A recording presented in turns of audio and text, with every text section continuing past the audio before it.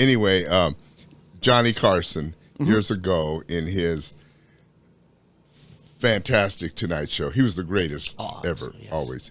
But anyway, so Johnny Carson he used to bring this up about the battle between states. Oh, yeah. And what slams they had between Mississippi and different states. But the one that I will never forget is how can you tell the difference between, what Alabamans would say, how you can tell the difference between a Mississippi woman and a werewolf. Oh. Is that already? Werewolves are only hairy all over on full moons.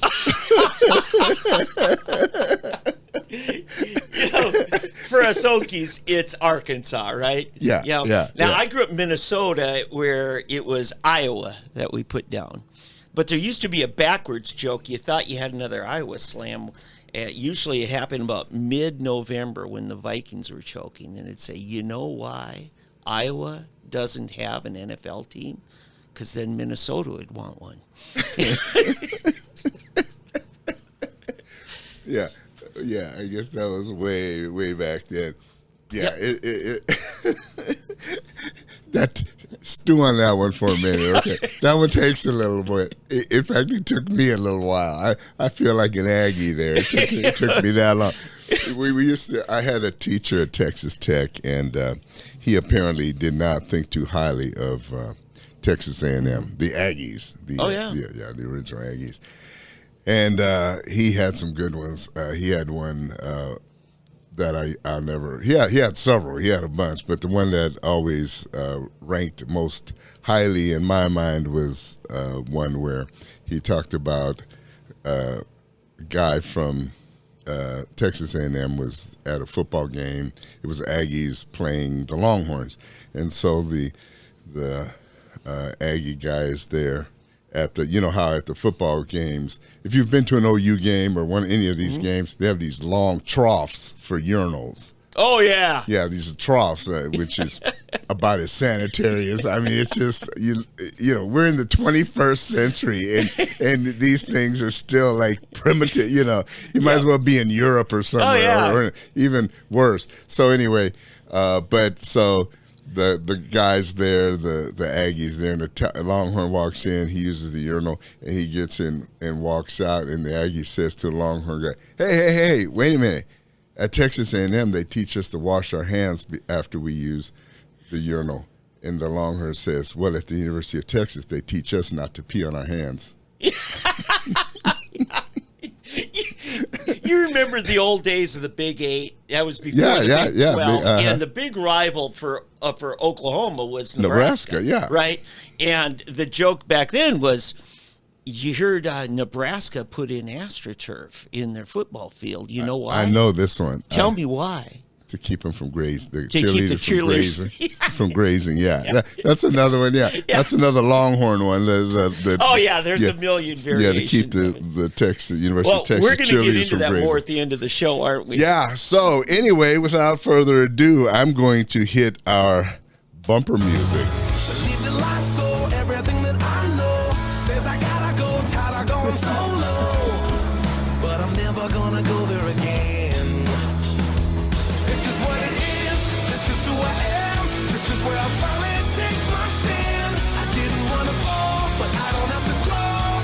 I'm not the one with two star hands, giving him the best of everything that's left of the life inside this man. I've been born again. Yes, this is your born-again pair of knuckleheads here on on a Saturday morning in Tulsa, Oklahoma. Welcome, everyone, to our podcast, Fresh, Black, and Coffee. Yeah. We got it all going on, hopefully waking you up. I am wearing my Baumholder American High School T-shirt today. I noticed that. Yeah, and I'll tell you the funniest thing, okay? Mm-hmm. By the way, I'm going to use this to throw in a little bit of an advertising here.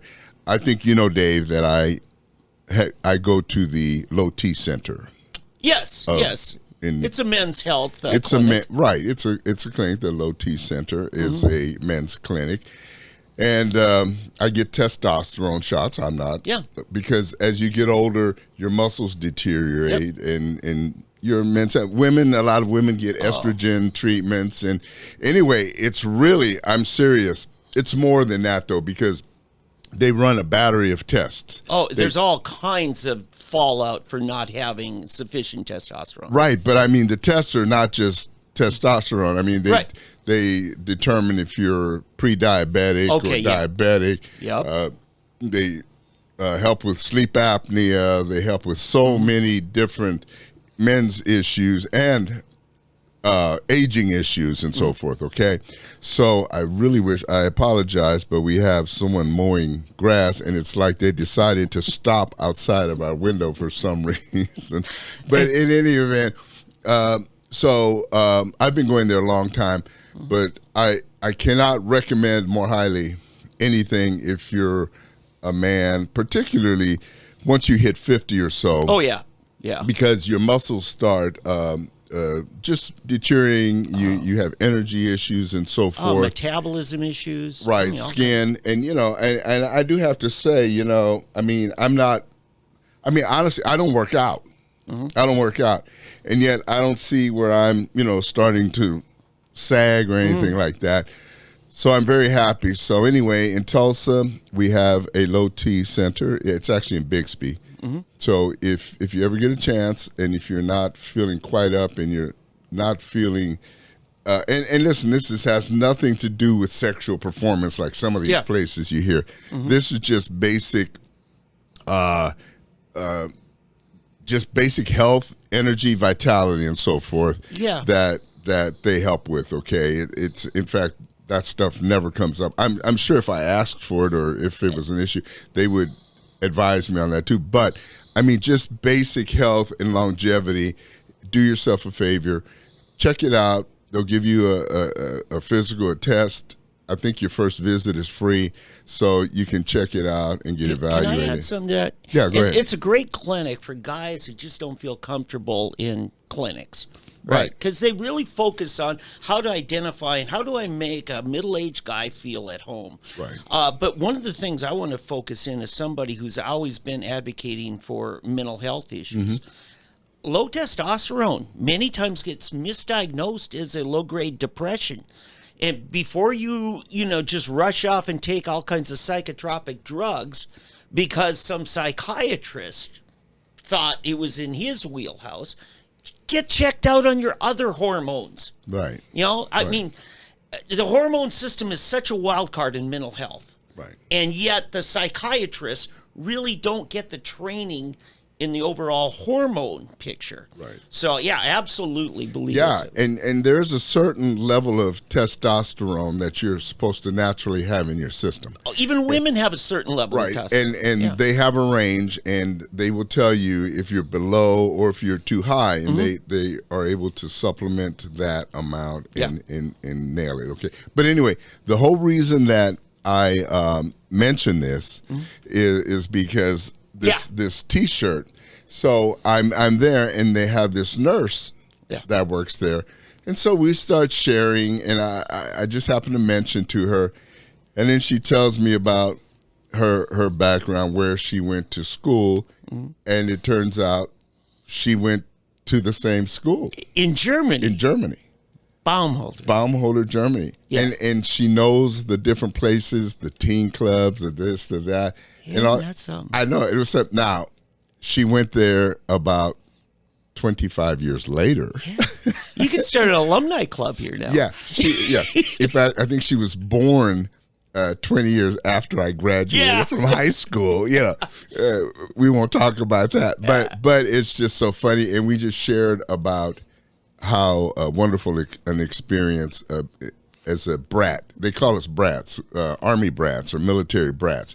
And there's this whole culture of military brats around the world, and it's a unique experience for kids that are dependents, military dependents, something that others can't experience or share in. Yeah. And it's funny because I have this one friend, and we're friends now, but it's funny because in high school, we didn't really associate with each other. We didn't click real well together. He ran in a certain circle or clique. It's funny in my book. In fact, where are my books? This one. Ooh, the new cover. What'd you folks. do, Dave? Anyway, in my book, we have sinned. Y'all have sinned. Yeah. Yeah, we have sinned also. I'm We'll sinning admit right it. now. Anyway, I talk about this, but we talk a little bit about segregation Yeah. and the distinction between races. And I talk about class distinction. And one of the things I use is the fact that growing up in a military culture, you have a distinction between non-commissioned and commissioned officers. Oh yeah, they never the two shall Right. cross. Yeah, fraternization. That's you right. don't fraternize That's between right. officers and enlisted people. Now, it's lightened up. It in respect has changed a lot. Mm-hmm. There's a lot more respect for non-coms and enlisted people than there used to be. Mm-hmm. But anyway, it was interracial dating, for example. Interracial dating was less frowned upon than it was for a non-commissioned officer, an NCO, an enlisted person's child to date an officer's. So, for example, you take a sergeant's son, you weren't as quick to date an officer's daughter, Oh yeah. right? Oh yeah. Now, an officer's son could date a non-commissioned officer or an enlisted man's daughter more quickly than the other. Oh, yeah. So it was almost like if you were a non-com, non-com begins with an N. It was an N word. You were like an N word compared to the. Yeah. You know what I'm saying? Oh, yeah. It's kind of weird, and I use this as an example of how race is an identifier versus anything more. That's all it is. Yeah. It's just another way of identifying someone Yep. that you want to feel better than. Yeah. That you're better than these people. Yeah, it's almost like in India the caste system. Yeah, that's know? exactly. Race is a caste. Yeah. It's all it is. And in the military, it's the officers' club and the enlisted man's club. Right. And even in the enlisted ranks, you have another caste system. You have the NCOs, the non-commissioned officers, and then you have the EMs, which are before you become an NCO, which is sergeant. Yeah. You have private, Corporal. corporal, then you have a sergeant, Yeah. and then you go sergeant first class, then sergeant.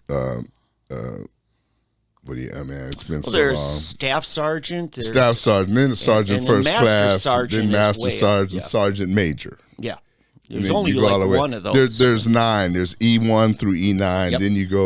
Then you go to warrant officer, which is kind of in between. You're It not is. totally a commissioned officer, but you're not an enlisted man any longer. You're in the middle, which is a WO, and then you got an O, which is your officers. Yeah, So and that goes all the way to an 01 through an 010 So or something. can General. I ask you something? I know just enough German to be dangerous. So the first part of that school name, Baum, means tree. Right. Right? Boom. Holder. Tell me about that. I really don't know what holder is. now that Yeah, think I mean, about it. it has an English definition, but Yeah, I'm wondering holding if a tree. I'm wondering if the Germans have a different meaning for holder. Yeah, I really don't even know, to be Okay. honest with you. Well, then I don't feel so bad that I I don't know. could have made something up, but I'm not going to do it. I don't know what bomb holder is. We can look it up here after the show. Yeah. but yeah, bomb holder. Yeah, Yeah, It's and- a little town up in the mountains in Rheinland-Pfalz. It's the name of a town as well. It's the name of a town. Gotcha. Oh yeah, it's a town name, and it's where the 8th Infantry Pathfinders were. Gotcha. It's an infantry unit, but it's artillery. Every morning you wake up to the sound of cannons. They have these giant cannons and howitzers that they're shooting off into the wild blue yonder. I mean, and you hear boom, Oh yeah. boom, boom, Now, and that's these guys are up there is shooting. that up in the Alps? No. This is way in the Northern part, west, kind of. in the west. Yeah, near the Rhine River. It's Okay, over a little towards, flatter land. Yeah. Actually, I'm sorry. You have two rivers, the Rhine, and then you have the what is the other river? Doggone it. Okay. I'm sorry. It's been a while, so Yeah, it I forget. has. Yeah, because the rivers split. The Rhine goes east, and Now, this one it An runs in the interesting west. thing, you say it was an artillery base, Well, it's actually it was artillery. It was and artillery. I but was it's the infantry portion of the. It's an infantry base, but they were shooting artillery. About 20 years ago, I took a bunch of Boy Scouts on a weekend at Fort Sill, and we had a retired officer as our guide that weekend, and he said Fort Sill now is the artillery training center for the entire U.S. Army. So if you're in artillery now, you did your training at Fort Sill. Wow, yeah. So even the 21 gun salute for the presidential inauguration. Fact is, we were watching the inauguration of George Bush while I was there, and I turned to the officer. I said, "Those guys firing the cannons, were they trained here?" He said, "Yes, they were."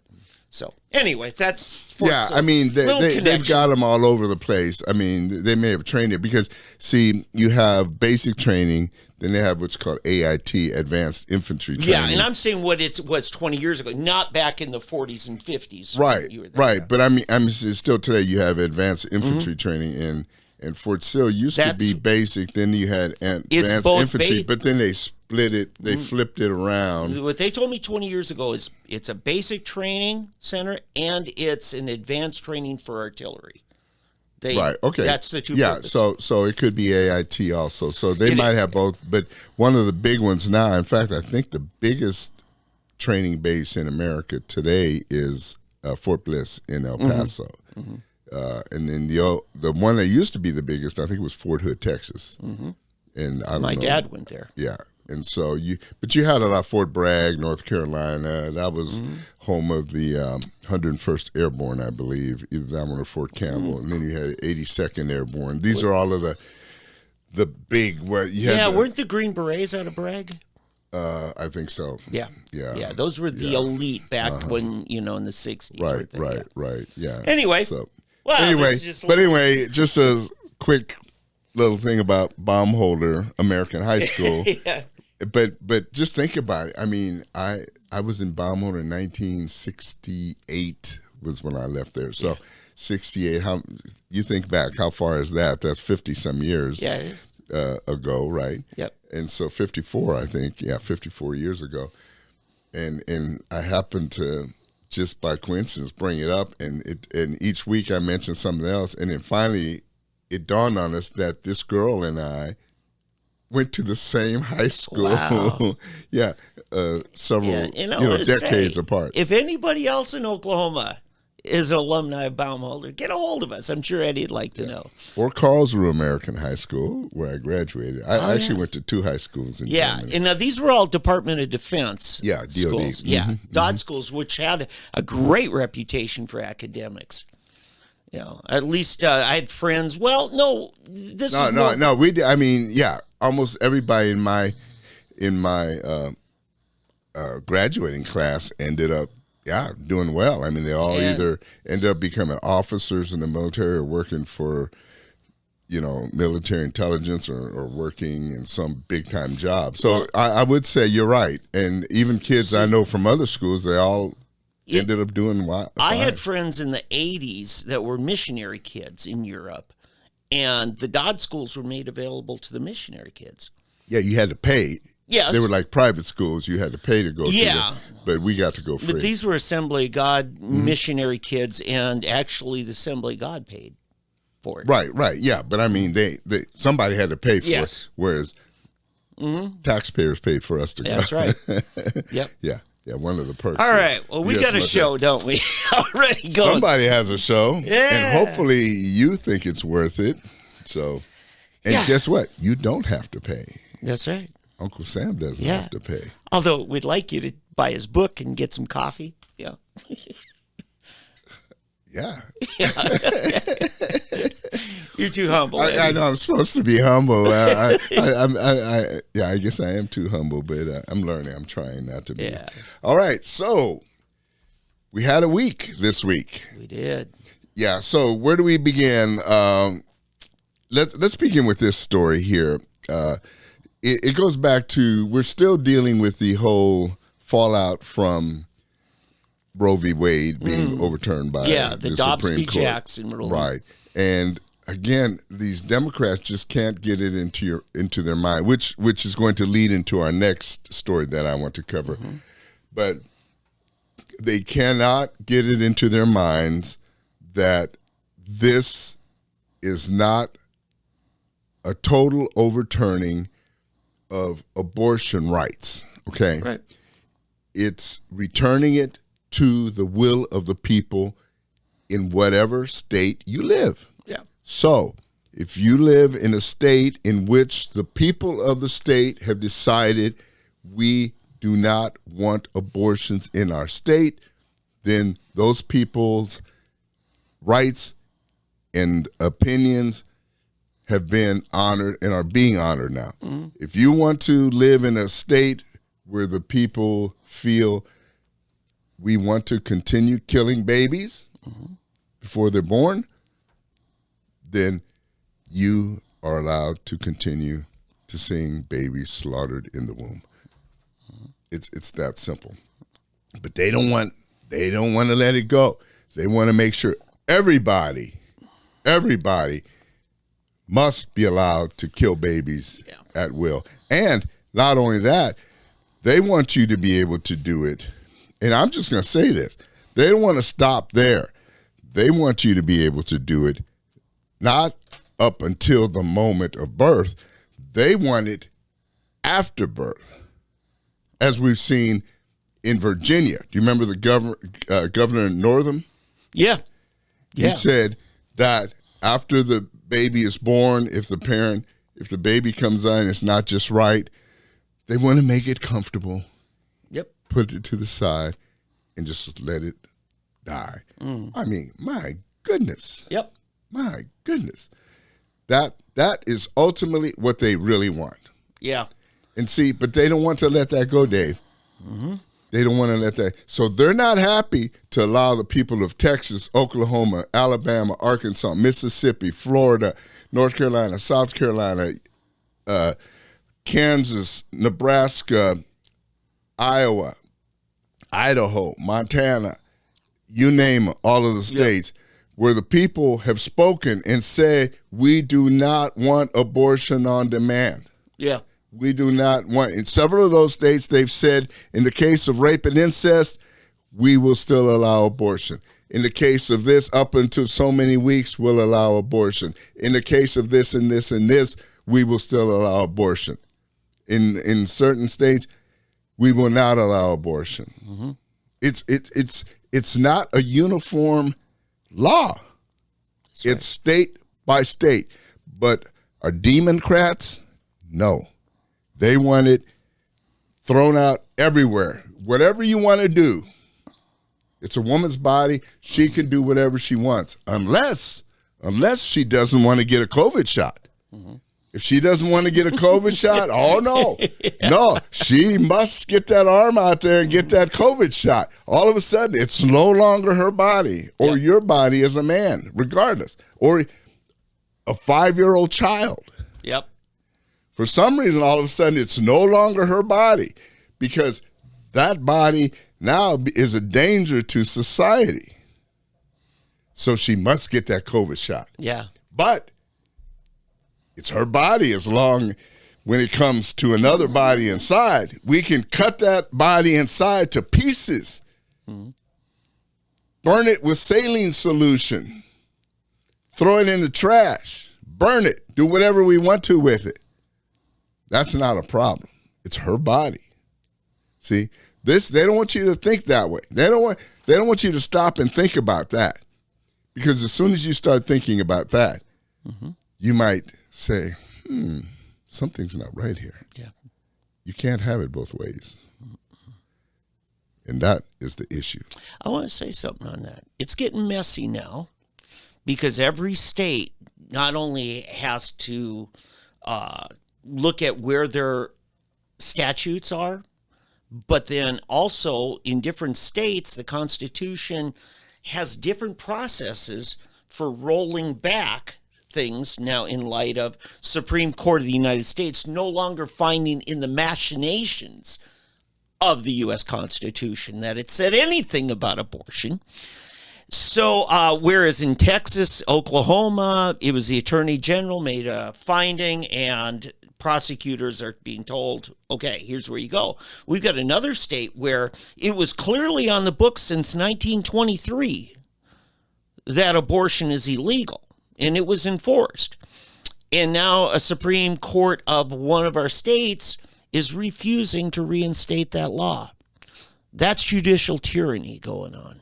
And I'll have more to say about judicial tyranny in another issue. And you've got the reverse going on in New York, where you've got the governor who is not an elected governor. It's an appointed governor, a fill-in, a substitute teacher, if you will, a substitute governor for a period of time, who is sitting there saying, well, no, we're just not going to listen to the Supreme Court. We're just going to do what we want to do, which is how these Democrats work.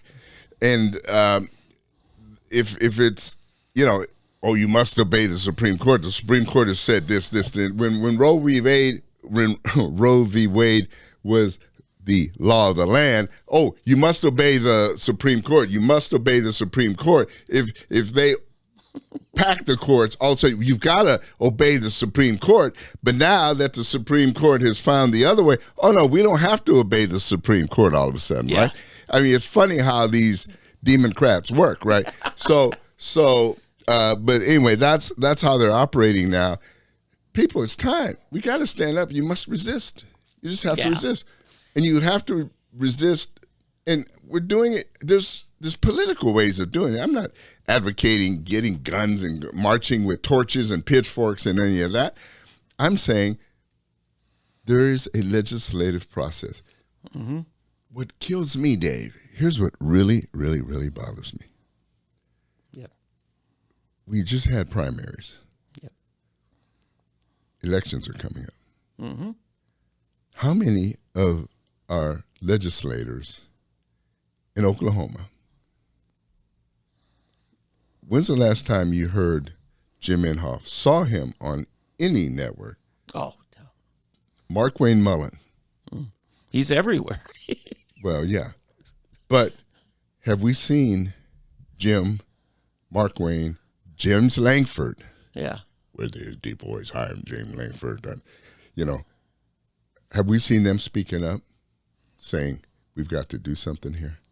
It's time we stand up. No. Yeah. I'm not seeing it. No. They're talking about this, that, and the other. But specifically, I'm ready to hear somebody say what they're going to do and do it. Not just say what we can do, what we got to do. Look, you've got several months. Do it. And I don't want this crap about, well, we don't have 66 votes or we've got only 49 or 50 people or whatever. That didn't stop the Democrats from going after Trump. Hello. Yeah. Exactly. I mean, come on. We want to see you every time. James Langford, every time I turn around, you're in front of a microphone. Yeah. And a TV camera. Mm-hmm. Making glorious speeches. About issues he wants to talk about. Exactly. How about talking about some issues we want you to talk about? How about standing up for something? Mm-hmm. I mean, something really important, okay? It's time, man. You've been there 6 years, and you're running for your re-election here. It's time, man. It's time you stand up and be counted for something. And Markwayne, you want to move now from Congress to the Senate. It's time, buddy. It's time that you show yourself ready to move up. TW, I don't want to see you with your little hairdo and your wife and your cute family. He's GQ, man. And walking around and all this. No, I don't want to see that. I want to hear what you're going to do. And listen, I don't want any BS. I want sincere. I'm going to do this. And not only that, start now. Start now. We're tired. We've got to see some legislative action. Mm-hmm. We got to see legislative action. You people running for Congress, we don't want to hear what you're going to do. We want to see action. And you guys running, you can already be doing stuff. Seriously, you can start doing stuff. Start groups, start petitions, start campaigns, going, get people motivated, get groups going. We've got to turn this country around. It's got to. Kevin Stitt, man, I mean, I think Oklahoma is doing well. We're leading the nation in what we're doing with abortion and so forth and so forth. But you need to get with Kristi Noem. You got to get with Ron DeSantis. You got to get with some of these other governors. You guys have to get together and start exerting some power and influence. I agree. You have more power than you're showing, and because the Democrats are doing it. I don't want to see this California, Newsom? Nuisance? Yeah.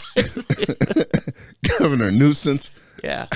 I see him, he's excuse me, he's now talking all this stuff about, how Florida is not a place for you. And come on, stop. Nobody believes that. Well, he's running for president. Oh yeah. Good luck, Gavin. Yeah. He'll beat Joe. I can beat Joe. Yeah. I think I can beat Joe right now. I mean, seriously, you can beat Joe. Yeah. I mean, Joe. Yeah. Anyway. I did a couple of things. You know how you like to poke the bear on social media? I had my own fun. I declared, with my rainbow-colored meme background, June is now pro-life month. And the gay pride people are incensed. How dare you try to take over our month? Oh, really? Yeah. Well, with a rainbow, you're stealing your I rainbow. had this rainbow thing. June is pro-life month. And absolutely. And it's not just a day, it's not just a week. Okay. The second thing. Did you let them know that they actually stole it from Noah? There you go. Yeah, that's right. And it was contingent upon procreating. When God made the covenant with Noah, he gave a command to procreate and replenish the earth. Right. Which I have the only way a gay can do is corrupt the youth, which is, you see their agenda. What do we call the groomers? But here's the other thing I did to some of the more educated and intellectual class that I talked to about abortion. I said, well, now, the Dobbs v. Jackson ruling is now settled law, isn't it? Because they wanted to tell me Roe versus Wade was settled law. Yeah. So, but they don't want to take it that this one's settled. That's the thing about it. The only thing that's settled law is the rulings they agree with. They're spoiled children. That's all they are. They're a bunch of spoiled brat children. Mm-hmm. Yeah. In getting back to this with Joe Biden, I've never. Here's what gets me. They accuse Trump and Bush and any Republican, they always talk about how they lied. Nixon lied, people died. Bush lied, people died. Trump lied, people, come on, stop. They didn't lie, okay? Trump, he exaggerated a lot. Oh, okay, I confess. Yeah. I agree. Thank you, Eddie. That goes back to our first argument. Yeah, but it was tongue in cheek. I understood it. I loved it. You were poking me. I did. I was. I loved it. I loved it that he would get people so upset with, the ORU Stadium, That's right. and the 27,000 people at ORU Stadium and stuff. Come on, everybody knows it doesn't hold 27,000 people, but that he would get people so incensed at a statement like that, but it wasn't a lie because he knew, everybody knew, So a lie is this is a lie. Joe Biden recounts the horrible story about the 10-year-old rape victim that had to go out of state to terminate her presidency. It sounds like a Babylon. It does. Sounds like a Babylon Bee, but it's the truth. It's the truth. Biden's now making Babylon headlines for us. President Joe Biden and numerous mainstream media outlets have touted the story of an unidentified 10-year-old girl who traveled to Indiana to obtain an abortion that was illegal in her home state of Ohio. Mm-hmm. So this story is basically that this poor little 10-year-old girl got pregnant, and under Ohio law, she couldn't get an abortion because the laws are so stringent, and therefore she had to go to Indiana, a neighboring state. Well, first of all, because she was past the 6-week limit to get an abortion. Yep. Well, here's the deal. Okay. 2 things. First of all, it's a lie. Nobody can find that. There's no name of a doctor. There's no name of a little girl, which we don't need the name of the little girl, but we would not. No town, no. There's no actual record of this little 10-year-old girl. They're just making it up. It's like the coat hanger thing, okay? Yep. Which has been debunked. The coat hanger pregnancy things, BS, made up. It's just something that people want to make up, okay? It may have happened here or there, but the abortions in the old days were done, but they were done in a much different way than the old coat hanger thing. That's just a crazy, barbaric story that somebody made up to try to scare people into thinking about how horrible this is and everything, okay? So this is another one of those coat hanger fake stories. But anyway, they've tried to track it down, and it originally started in the Cincinnati Enquirer and the Washington Post, CNN, Teen Vogue, The Hill, and numerous outlets picked it up, but they did not claim to have actually verified it. They never verified it. They just, let's copy this. It'll be like you and me going through some little thing and I heard this, Dave. Yeah, it fit the narrative, so we got to believe it. Right. And so anyway, they picked it up from Dr. Caitlin Bernard, an Indianapolis OBGYN, but even she wouldn't and couldn't prove that this actually happened. Right? Exactly. But here's another thing, okay? Yeah. All right, so this would be like somebody getting pregnant in Oklahoma and having to drive to Arkansas. Mm-hmm. Oh, the hardship of it all. I mean, you know what I'm saying? I mean, okay, first of all, how did the 10-year-old get pregnant? Okay? Mm-hmm. Is anybody concerned about putting in jail the person that got the 10-year-old pregnant? Right, it's statutory rape. It's statutory rape. Okay, that's the first thing. Nobody's concerned about that. We're concerned because this poor 10-year-old couldn't get an abortion, okay? Mm-hmm. If it's a danger, number 2, a 10-year-old to have a baby is dangerous. Mm-hmm. I mean, that's life-threatening. Yeah, in most cases. They would probably allow that even under the Ohio law. Yeah, some the life of the mother. I don't know of any state that doesn't allow have a life of the mother exception. Oh yeah, quite honestly, that's been constitutional law going all the way back to the Magna Carta. It's the right of self-defense. Right. Yeah. So if it's a life of the mother issue, even in Ohio, it's not a problem. Right. Okay. Then secondly, it's like going from Tulsa to what's the town just on the other side of the border, the city? Siloam Springs. Wait, that's one. Then down. Yeah. I mean, there's a number of. I mean, you could go up to Coffeyville, Kansas. You could go down to Sherman, Texas. I mean, see, there you go. Yeah. So it's not like we're having to get on a plane and fly across America to another country. We're not going to Mexico. We're not going to China. See what I'm saying? This is all. We're back to coat hanger stories. Yeah. And Biden is making up these lies. First of all, it's a lie, and it's secondly, even the lie is an exaggeration of a hardship that is not as hard of a hardship.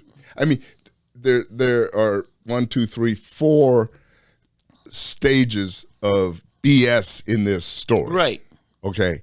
And that's what I'm getting at. And it just ticks me off that this is what these people resort to. Okay. And I keep looking at that camera, and that's the one, that's the primary one. I'm sorry, people, if it looks like I'm cockeyed or something, but you YouTube people should be happy if you're watching on YouTube, because I'm talking to you instead of the. Anyway, but yeah, this stuff, the way these people operate is just infuriating, because and the people who listen to these stories, okay, anybody that buys these, you're idiots. Let me just tell you, you're idiots for listening, especially now after 1.5 years of Joe Biden's idiocy. I mean, if you're still buying anything from this person impersonating a president, then I feel sorry for you. Okay, I'm sorry. I just can't go with that. So, having said that, you got any more on this type of story? No, I just think when back in the 90s, even I worked on some Republican campaigns, and we were told as campaign workers, if people bring up about abortion, even the Republicans did not want to run on being overtly pro-life back then. They'd say, you know what, that's a U.S. Supreme Court thing. I'm running for state legislature. You know, that's not even an issue in this race. Well, now we find out, I think it's in Louisiana, where the Supreme Court is trying to keep the old laws prior to Roe versus Wade from being reinstated. And what that tells us, folks, is every political office, you know, it is proper to ask, do you support the right to life of the unborn? Period. And if they wiggle away from it, then wiggle away from them. Exactly right. Yep. Exactly right. But I think we've shown the movement has been to the other side. As people have begun to understand what the right to life is and what abortion truly is, more and more people are realizing, there's something wrong here. There's something that's not right.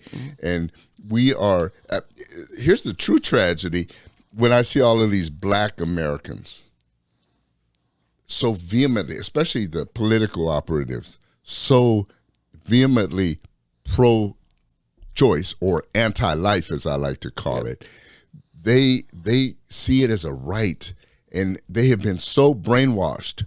And I know what it is. They're funded. That's where their funding comes from. All of their political funding comes from abortion rights groups. That's where the bulk of the money comes from. There is so much money involved in abortion rights. You can't imagine. You cannot imagine how much money is there, which makes me ask the question, Dave, what is wrong with people that they are so bent on the destruction of life, especially the most innocent of life? Yeah. I mean, what is going on in the minds of people that it's a reprobate that they are mind. so, It's evil, isn't it? it is. I mean, that is their one ambition in life, to take life or to prevent life. I mean, what is your greatest calling? Oh, I prevented 5 million lives from being, I mean, seriously? You know, one of the things, I'm going to talk about this again. In here, I have a whole chapter devoted to the angel of darkness, we call her, and it's the mother of. Keep talking.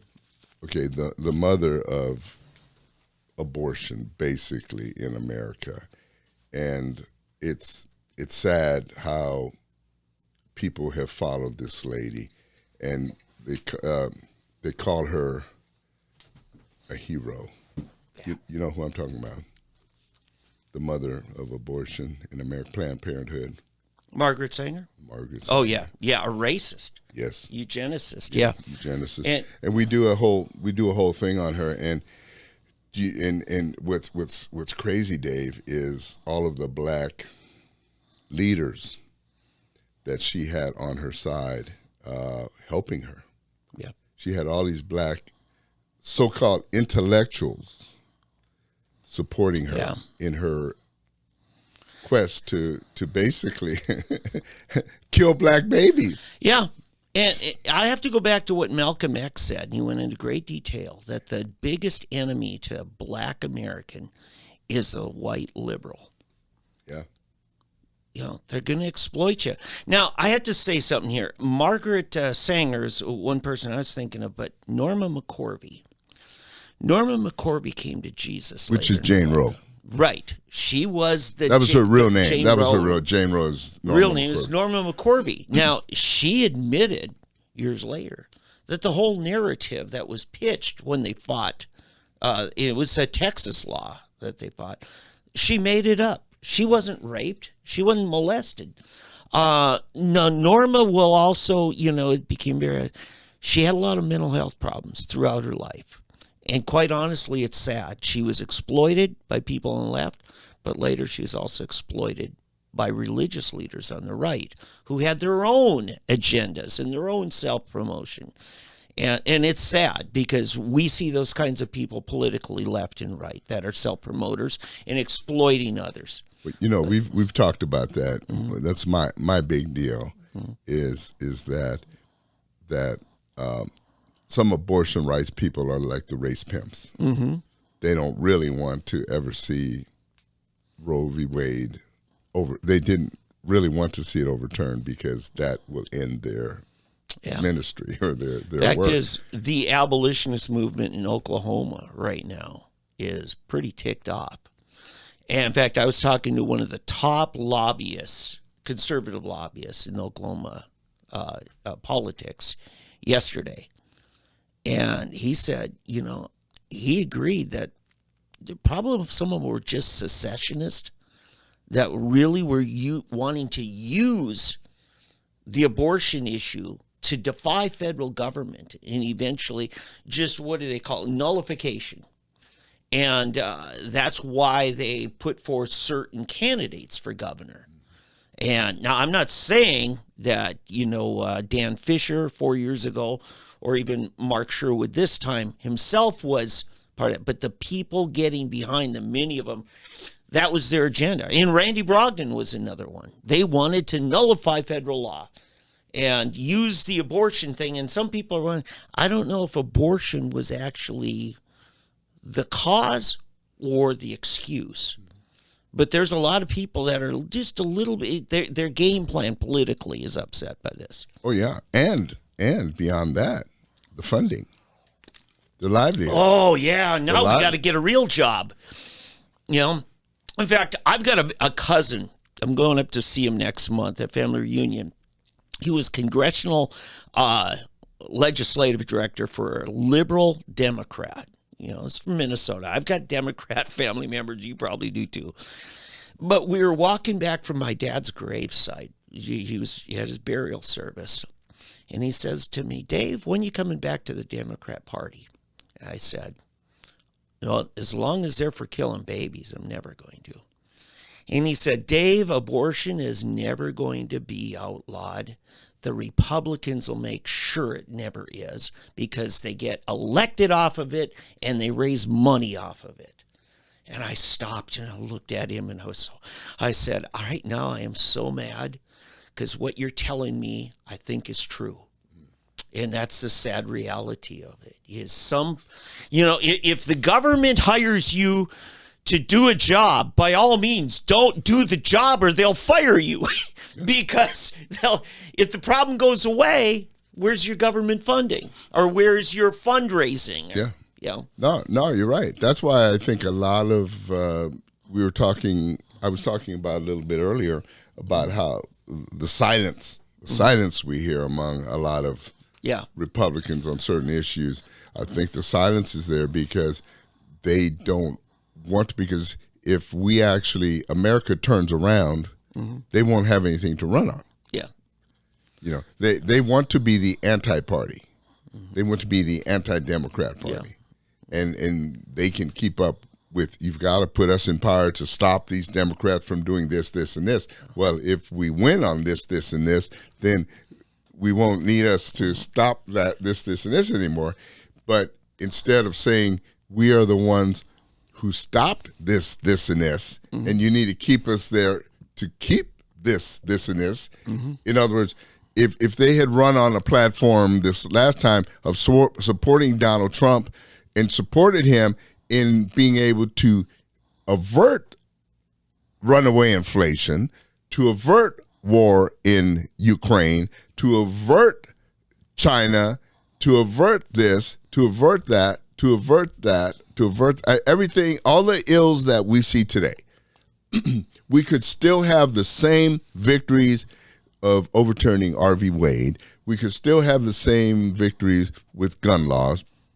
And we could have, in fact, sleep better about those laws and not worry as much about them not standing if we had done more to preserve the presidency of Donald Trump and support the Senate majority than we are in now, because we are in precarious situation. Where? The Senate victory, the Supreme Court victory, I'm sorry, not the Senate because that's not a victory, but the Supreme Court victory, although it's good, we're on thin ice here, people. Oh, yeah.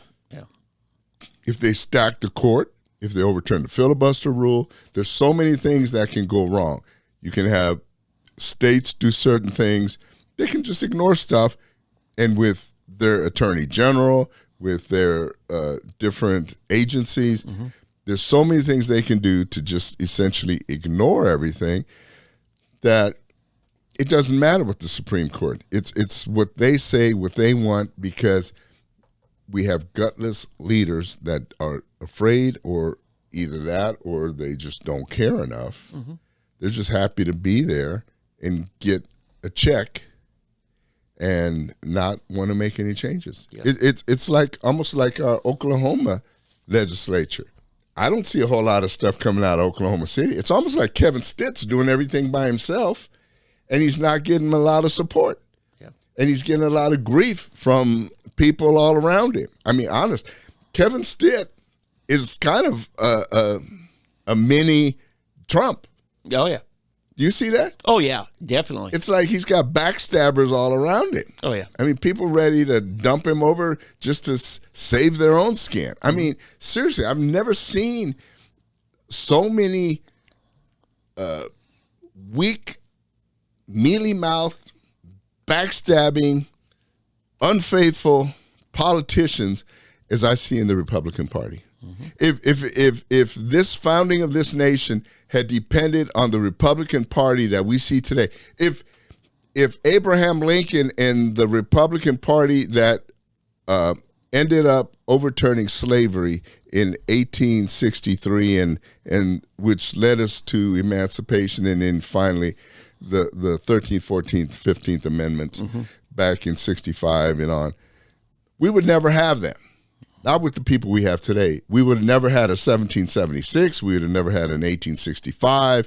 We probably wouldn't have had, in fact, it was the Democrats, a different kind of Democrat in 1941 under FDR and under Truman, that helped us win World War II. Absolutely. If we had the Republicans we have today, we'd probably be speaking German or Japanese. I'm sorry. I hate to say that. I am a Republican. I love the ideals and the platform of the Republican Party, but I don't see strong Republican leadership.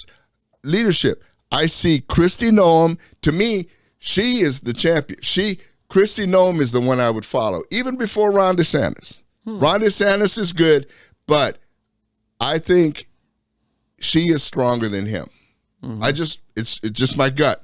I sense a stronger person in Kristi Noem than I do in Ron DeSantis. Yeah. He just has a bigger, a more powerful state is what I see there. So she is a strong one. Now I'm not taking it away. He is a strong one. Governor Stitt, he's strong, okay? I support him all the way. He's not Kristi Noem. He's not Ron DeSantis, but he's a close third. There's 4 or 5 governors that I put that top tier. And I think a candidate out in Arizona, Carrie Lake. Yeah, Carrie Lake is another one. But she's catching flack. In fact, But that's you know what her big weakness is? She's too Trumpish. She's too bold. And they hate her. No, listen. You don't have a problem with her for that. No, I don't. I don't. I love Carrie Lake. Yeah. I mean, honestly, Carrie Lake is, if you were to create the ideal perfect candidate, bar nothing, looks, the lady's beautiful. But not only is she beautiful, it's like her hair, her makeup, her clothes, everything, her lighting, everything is perfect. Her voice, her speech, Her ability to communicate. everything is perfect. Yes, But it that's the thing, that's the problem. She's almost too perfect. And they hate her. Oh, yeah. The Republicans hate her. See, this is the thing. This is what I'm saying. The Republicans hate her. They don't like that. Yeah. You know why? She puts them to shame. And Yeah. they don't want That's a good point. That's what I'm saying. That's a good point. And that's In fact, why they hated Donald Trump. Yeah. Rush Because- Limbaugh said just before he died, he told some stories that he didn't at the time bring up. He said he was golfing with some political leaders back in the early fall of 2008, and it was right after John McCain had selected Sarah Palin as running mate. And these guys started talking, and they got in the first green. He's like, we've got to replace Sarah Palin. They're just making a mockery of her, the media doing it. And Rush finally stopped. He says, so what you're telling me is you want to let the media pick our vice presidential running mate? Oh, no, that's what you're saying. Because whoever it is, it has to be something the media will be nice to. And here's the thing. Those 5, I say Carrie Lake, and I'll put Stitt there. I'll put DeSantis there. I'll put Kristi Noem. And, at times I'd put Governor Abbott. But he's not as strong as I'd like him to see. It's the ability to tell the leftist lying media to go to hell. And then to challenge them. And to don't rely on them. Put your own message. That was the beauty about Trump and his Twitter account. Is the press corps could not tell you what Trump said because Trump told you himself. Ronald Reagan was good at that. He would have those evening press statements from the Oval Office, and he'd get right past all of them and talk directly to Americans. He was a good communicator. Oh, yeah. Oh, my goodness. Yeah, I and mean, they hated him for They it. hated him. No, because they don't want anyone that can get past their filters. Yeah, but you take a Jeb Bush and Rick Santorum, who I ran his campaign. You take a whole bunch of them, John Kasich, Mitt Romney. They all grovel to the media. Yep. And you got to not care. I was talking to John O'Connor, who's our Attorney General, at a dinner a few months ago. I said, you can't trust a single TV station in this state to give you fair treatment. Right. So now Crable sat here last week at the table. He's one guy who at least I think gives a balanced message. Yeah. But he's rare. Right. That's why I love Crable so much. You got to be appreciative of what you got, or you'll lose that too. Yeah. It's just, Dave. But no. So Carrie Lake for president. I mean, she could easily be the first United States female president, but they would tear her to shreds. I mean, not figuratively. I'm talking literally. They would want to tear her to shreds. They would hate her. You think Trump would have it bad? Yeah, had it bad. Carrie Lake would, because here's why. Carrie Lake would be worse than any black person that you would put up there. You know how they are anytime a black person is conservative. Oh, God, they just go insane. They're off the reservation. Oh, off the plantation. Carrie Lake, they will find, let me see, a black person, they always find some woman that he got pregnant or assaulted or harassed or something with. let's see, what can they find Carrie Lake having done? I don't know, something she did. She would have done, she had a baby when she was in the newscast. 16. Yeah, when she was 16, she had a baby out of wedlock and gave it away or sold it for prostitution or something. They come up with something. I don't know. I'm just saying they would come after her with the long knives. But the only thing worse than Carrie Lake would be if they found some really attractive Hispanic female. Former newscaster from Miami. That would just drive them totally insane. They would burn down. They would burn down wherever she is. But see, this is how Democrats operate. This is how because they anytime they can't respond to an attack on their actual principles and who they are, they lose their minds. Yep. And they instantly go scorched earth. They instantly go to that. They can't, like I said, when Bush and Quayle ran for re-election in 92, the greatest person on their whole campaign deal was Marilyn Quayle. Oh, yeah.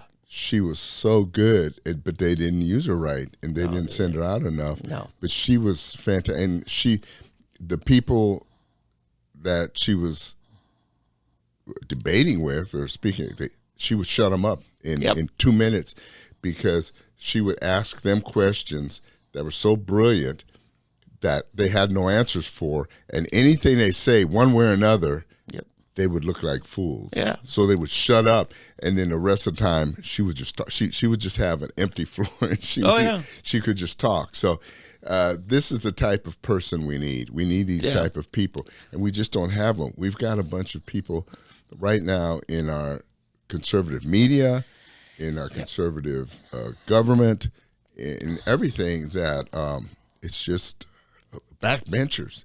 It reminds me of John 10. Tell me. You've got a bunch of hirelings instead of the shepherd. Oh, yeah. Okay. A bunch of hirelings.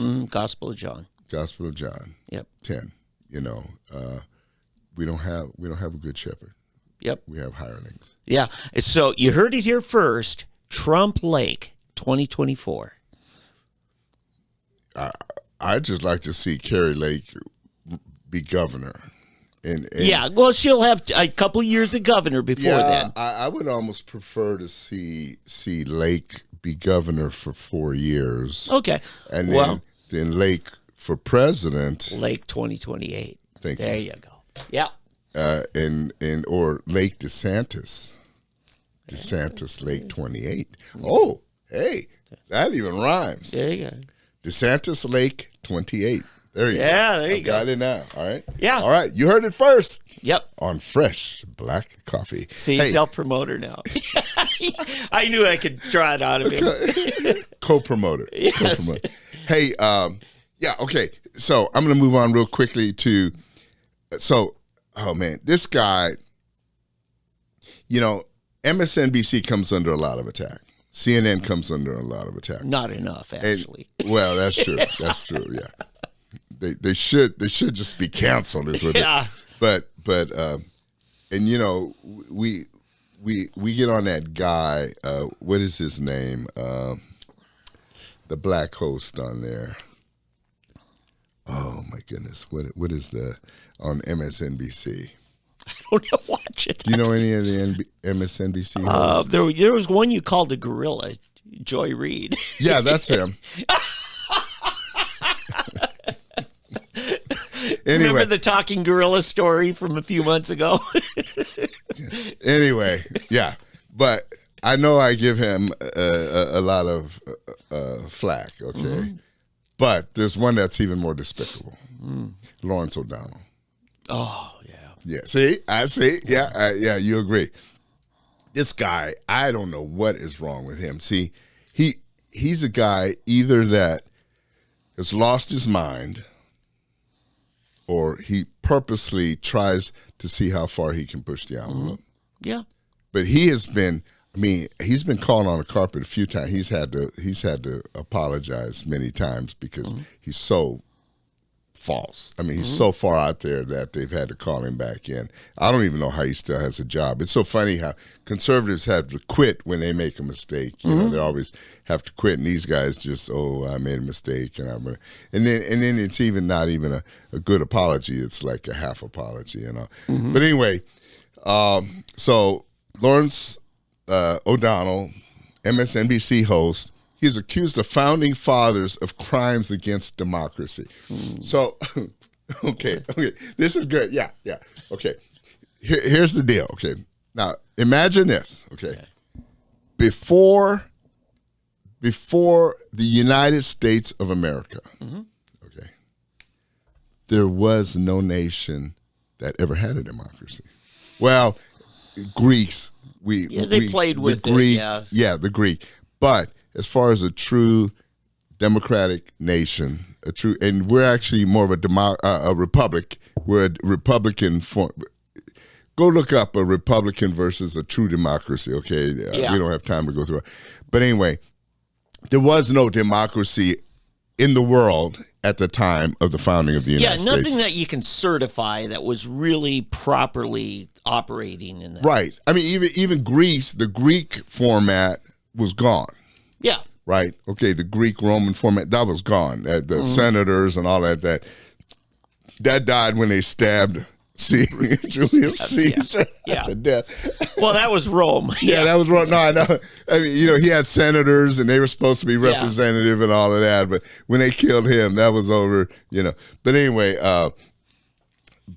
so Lawrence O'Donnell says that the founding fathers committed crimes against democracy, which is kind of stupid because there was no democracy when the founding fathers founded America. We had a monarchy. Right. So the whole statement is ignorant. It's King Solomon committed crimes against democracy then. King Henry VIII. I mean, you name anybody who was not operating a pure democracy then was committing crimes against democracy. Well, yeah, because there was no democracy. Exactly. So because they didn't... You can't commit crime against something that isn't there. Right. That would be like a single person committing adultery. Right. I'm committing adultery before I got married. Right, but Eddie, you, 4 kids? Yeah. Okay.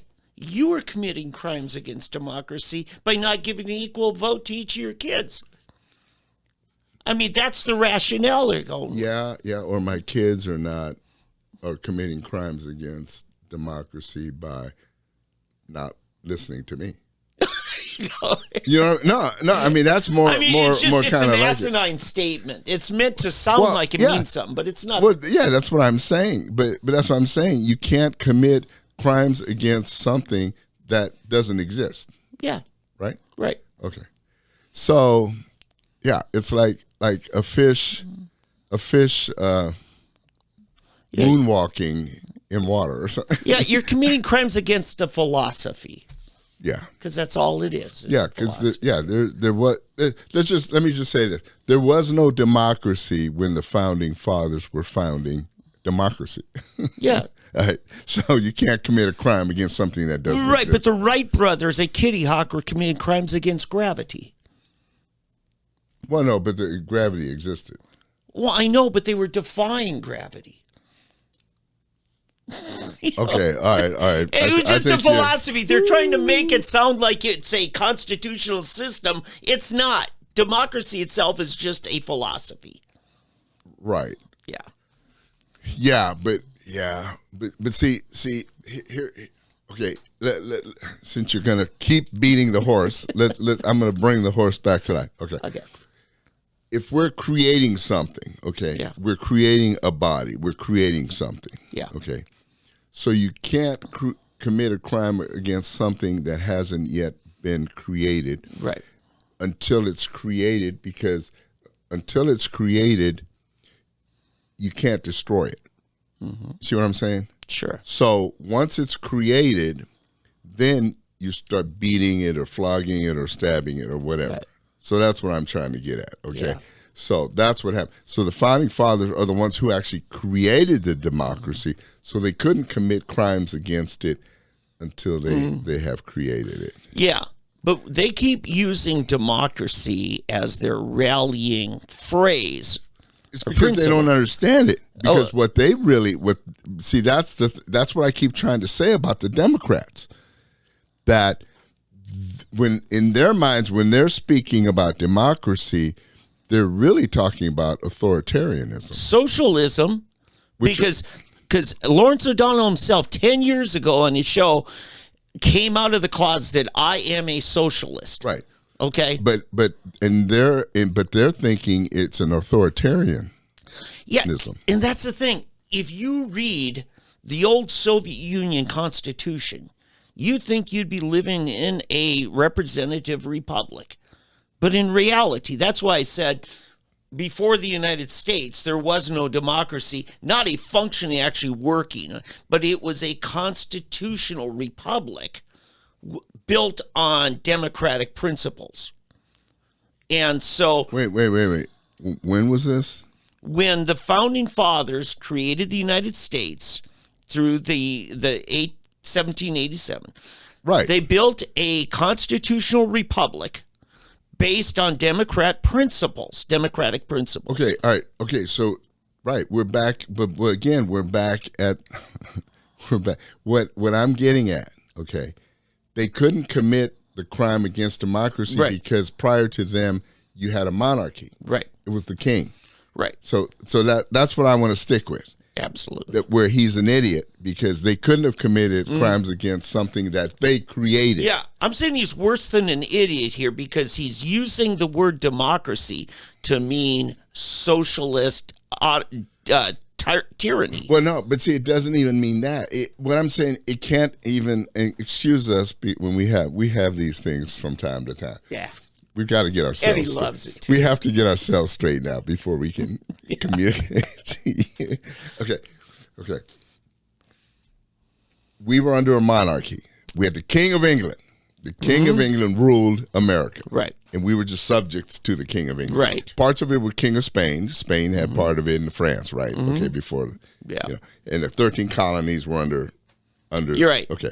So even there he's an idiot because all of America wasn't even under the King of England. Okay. Right. So when we founded, they founded the 13 colonies and they became states, and that's how America was. Well, there were for about 10 years that they were Commonwealth. Don't. Okay. You like to get in the weeds. Just stick with me here. Yeah. Okay. So we broke away. We founded the United States of America. Okay. And set up a constitution, Declaration of Independence and Constitution. Okay. So that was the founding fathers. And that's where and we set up our democracy. Right. In our Republican form of democracy. So he's saying that we committed crimes against the democracy when we're the ones who actually created the democracy. And so that's where I'm saying he is a total idiot. Now, it goes a step further. He brought this up. He accused the founding fathers of crimes against democracy while discussing the resignation of Boris Johnson. Yeah. So I guess he was ticked off that Boris Johnson had to resign as prime minister the other night. So I guess he was mad that Boris Johnson had to resign because he was a dummy for the things he had done. And so then he takes it out on the founding of the United States of America. Now, I'm not I'm not arguing with you about the fact that Lawrence O'Donnell is a socialist. Right. No, I believe that. Yeah. But socialism only works under an authoritarian. Well, not only because the apostles, that system was somewhat of a socialist, but it's a different. It's a voluntary socialist system. In other words, you give as you want to share with others, rather than a central taking. See, that's the difference. That I think there's a Christian socialist idea out there, okay, that you, out of the goodness of your heart, give to support the poor. That's how it happened with the Levites. The Levites were the tribe. They didn't work, so the people gave to support the Levites under that system. And God still wants us to give a tenth to Him and to give to the poor and so forth. But it's a voluntary thing. It's not something that you just, the poor come to you and say, you give me Right. you give me your 10%, you give me. Right. That's It's- why you can't take biblical principles, which we become and accept our role in the church, and make it a governmental system that, by the rule of the sword, you enforce on everybody. Exactly. Yeah. Because then what happens, you end up with lazy people. Yeah. And it becomes welfare. Yeah. No, It the becomes reason welfare system. the reason I use the term constitutional republic is to protect the rights of the minority. If everything was subject to just a pure democracy where everybody votes on everything, you would have people robbing each other and justifying because they got 51%. You mean like the Democrats do? Yeah. Or not just the Democrat, but you did, like the people in Washington tend to Yeah. do. Yeah.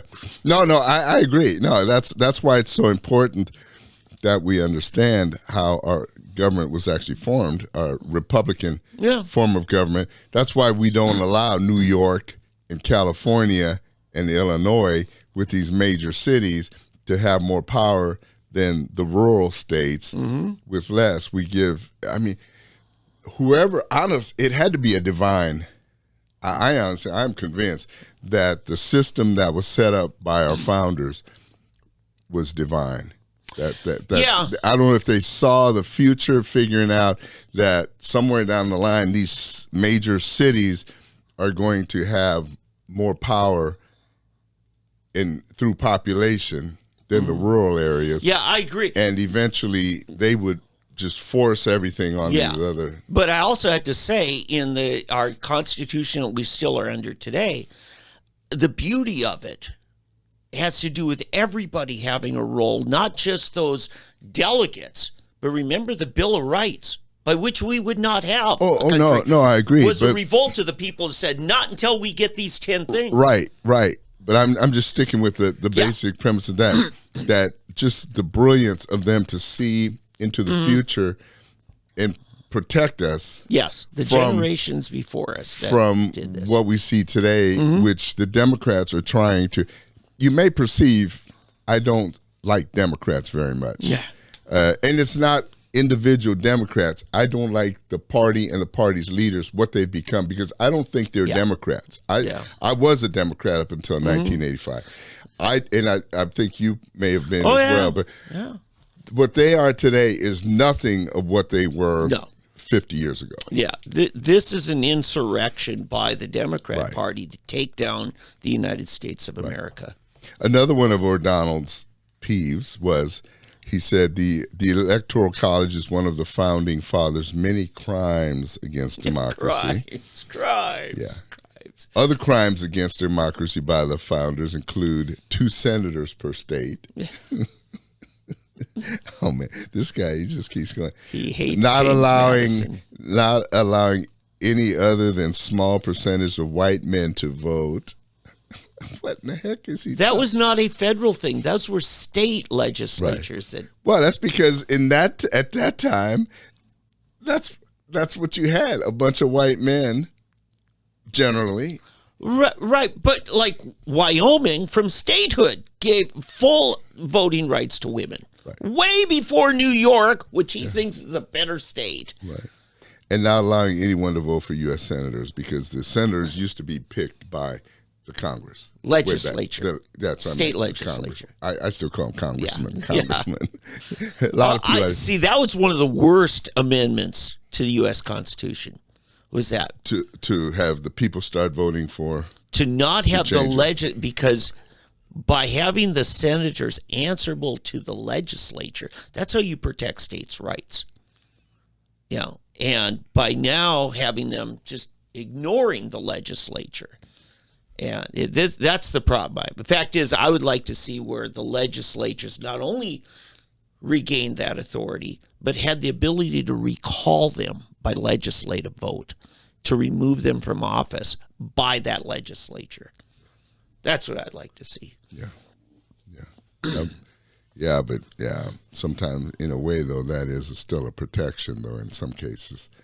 Yeah, what was it? I mean, it always works both ways. Winston Churchill said, democracy is the worst form of government known to man, with the possible exception of every other form of government. But he noted some of the provisions were changed over the course of history, but still he denounced the Electoral College as the unmovable roadblock to democracy at our presidential election. Why didn't he just say the U.S. Constitution is a crime against democracy? That's really what he's saying. Yeah, he has some issues. Yeah. The man has some issues.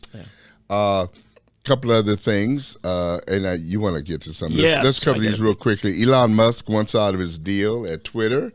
Yep. He's saying that the Twitter has been lying and will not give him the information he has requested regarding the actual amount of bad accounts. Right. And he wants those, and they won't give them to him, so he wants to back out of the deal. Yeah, he's declared it void now. Yeah. He's no longer offered. It offers off the table. Management says only 5% of the average daily users are spam, and claims it kicks 1 million bots off the site each day. Parag Agrawal claimed the number of fake accounts ejected was 500,000. Lack of consistency is not reassuring. So that's what they're at war about. Musk says they're not opening their books and being honest about what's there. They say they are, so now it's going to go to court, and we will see who wins. You know what I found is studying when he first had this offer to buy Twitter. I looked at the board of directors, and hardly any of them are actual stockholders. They just went out and appointed people to the board just for whatever political purposes or just for the the looks of things. But it's a horrible board. Horrible. Yeah. In fact, Jack Dorsey, the founder, said that board is just horrible. And he left the board. Yeah, he left. Yeah, I imagine what they were doing is looking at a board that would protect them politically. I think a lot of that was a political decision. Yep. Last thing I have here, Dave, is on Ukraine. I don't know. This is kind of interesting. Zelensky has basically sacked or fired. He's gotten rid of the Ukrainian envoy to Germany and other ambassadors. He's dismissed Kyiv's ambassador to Germany on Saturday, as well as several other top foreign envoys to the presidential website said the other day. In the decree, he gave no reason why he got rid of them. He announced the sacking of Ukraine's ambassadors to Germany, India, Czech Republic, Norway, and Hungary. So, man, that's kind of interesting that he fired all of his ambassadors. Yeah. And we've gotten a shock on two levels. Not only you got the issue in Ukraine, but of the original G7, the biggest economies in the world. You've got now Boris Johnson all of a sudden resigning. And then the most stable Japanese prime minister was assassinated. Those are two huge economies now. But he was the former prime minister. He wasn't the Abe, no, he's up for re-election. Abe? Oh, because it said he was the former prime minister. Well, he's former now, but no, he actually was the longest serving prime minister they've had since World War II. But I think he'd already been out. He was campaigning. Well, I don't know. Okay, yeah. Maybe he was trying to come back. Maybe that was what it was. Yeah. But having both of those governments now without a leader for a short time, this is a difficult time for the Western Alliance of Nations in Western democratic society. I wonder. You have to wonder though. is there something going on here to push us towards this one world government? I mean, the conspiracy nut in me has to wonder, is there something going on here to, push us towards that? Yeah, and you and I, studied Revelations for, much of our adult life. And, like, how would this happen in that? Now that you see with the World Economic Forum, the globalism that really kicked in when Obama got elected. He started kowtowing to the EU. That's a whole nother aspect of this globalist mindset. Isn't it funny that it almost seems as though Putin is the one standing in the way of it all? It does, doesn't it? I heard, I think I might have posted it on Facebook, a speech that Putin gave just the other day. It was pretty amazing. And Putin actually, it was so weird. Putin sounded like Ronald Reagan. Yeah. Have you seen that? Did you see that speech? I didn't. It was pretty amazing because he was actually speaking against the globalists. Yeah. It was Putin talking about what he saw of this globalization and what is going on, what they're doing, and I'm thinking, okay, wait a minute, wait, what's happening here? And he was pointing out all of the things that are taking place, and I'm thinking, something is kind of... I think you're right, Eddie, because I think to you and I, we see this globalist push as probably our biggest enemy. And you look at many of those Eastern European and, into the Russia, those cultures have rejected the Western decadence of culture, and I think from a spiritual perspective, I think that's a good thing for us as Christians in the United States. Who, you see the demonizing of the whole aspect of nationalism. I remember the day that Nigel Farage walked out of the EU, his last day there. He had his little flag, and he had about 20 of his colleagues, delegates from Great Britain there, and they started waving them, which was a violation of the rules of that chamber. No flag except the EU flag. And finally, the presiding woman, she says, "If you're leaving, leave and take your silly flags with you." By the way, Nigel Farage announced 2 days ago. He's running again. He was a delegate to the EU, which was separate from the whole parliament thing. But he said, I would like to run. I'd like to put my hat in the ring for prime minister. I'm not allowed to. He says, this is where I just so envy the United States, where anybody can run for president. But he says, we have an old antiquated system where you've got to be elected by your party as a delegate to the parliament, by your party. Yeah. And then your party, once it gets so many seats, then it tries to... It's a mess. That is a weird system. It is a very weird system. But, it's more popular as a form of government than the American form with Congress and the president. Wow. And so it's an antiquated system. I'd love to see Nigel Farage as prime minister. Of course.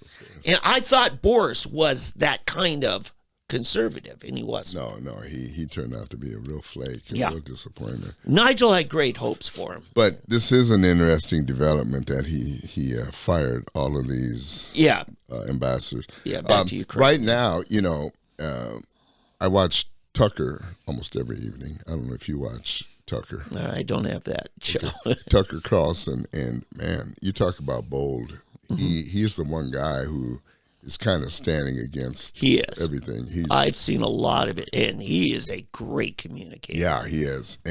But he has pointed out there are two nations right now, that are actually standing against the tide. One is Hungary. Yes, you've said that before. And the surprise to me is Brazil. Yes. And this week he did Hungary about 2 months ago. This week he did Brazil, or the week before, and he had the president of Brazil and his son on, and they're both catching it. They're under attack. They're under attack.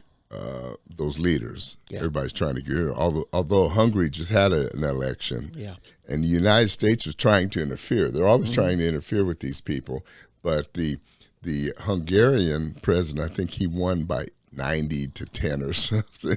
I mean, he just overwhelmingly won his reelection. They're very nationalistic. And we call them. We always try to.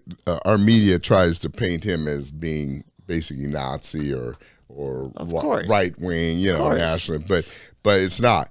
I mean, their system is this incredible system. I mean, it takes care of its people.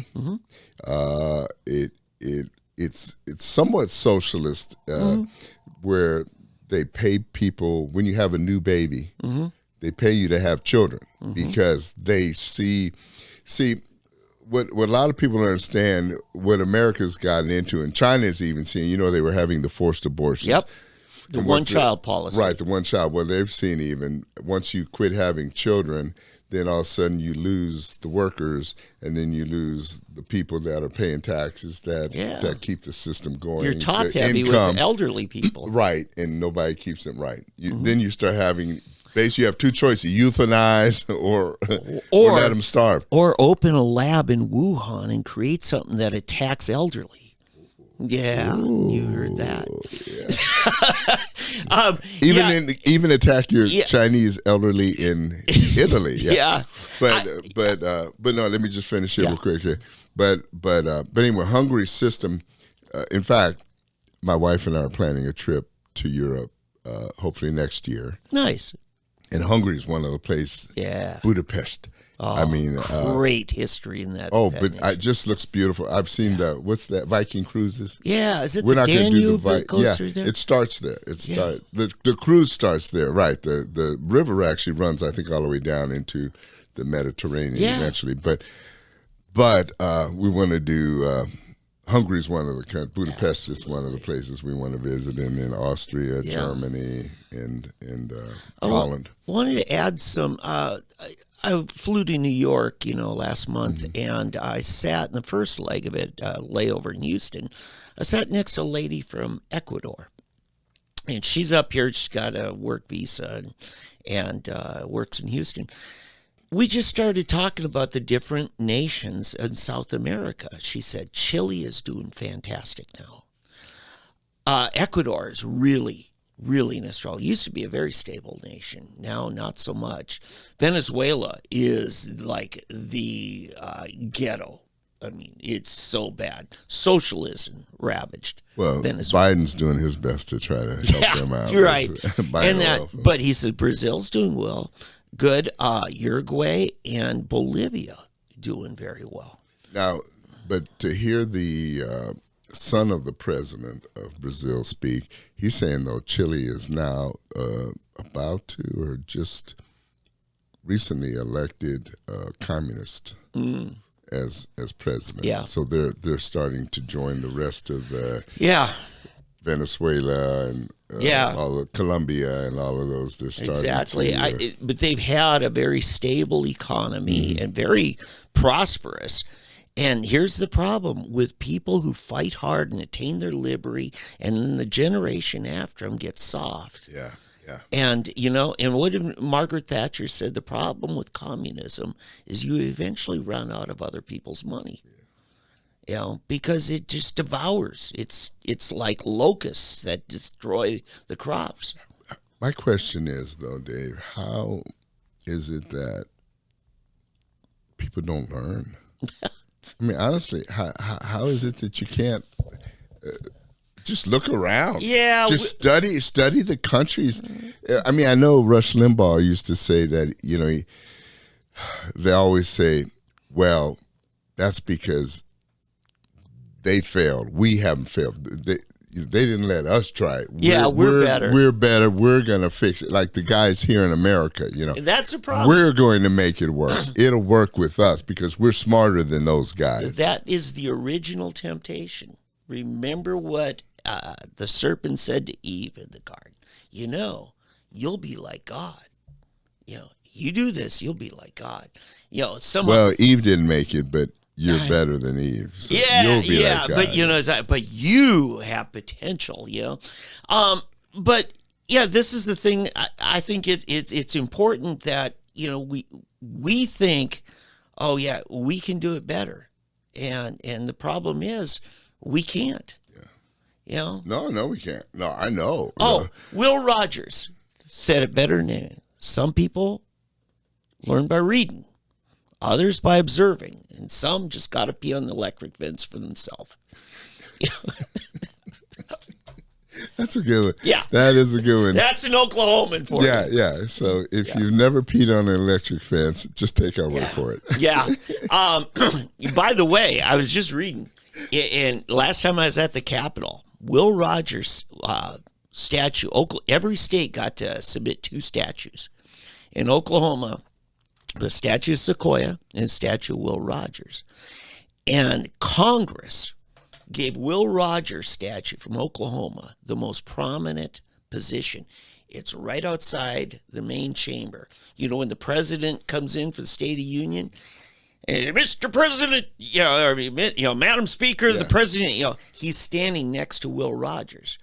And it's a beautiful bronze, big statue, except that his boot, his cowboy boot, is worn down. The bronze is gone from it.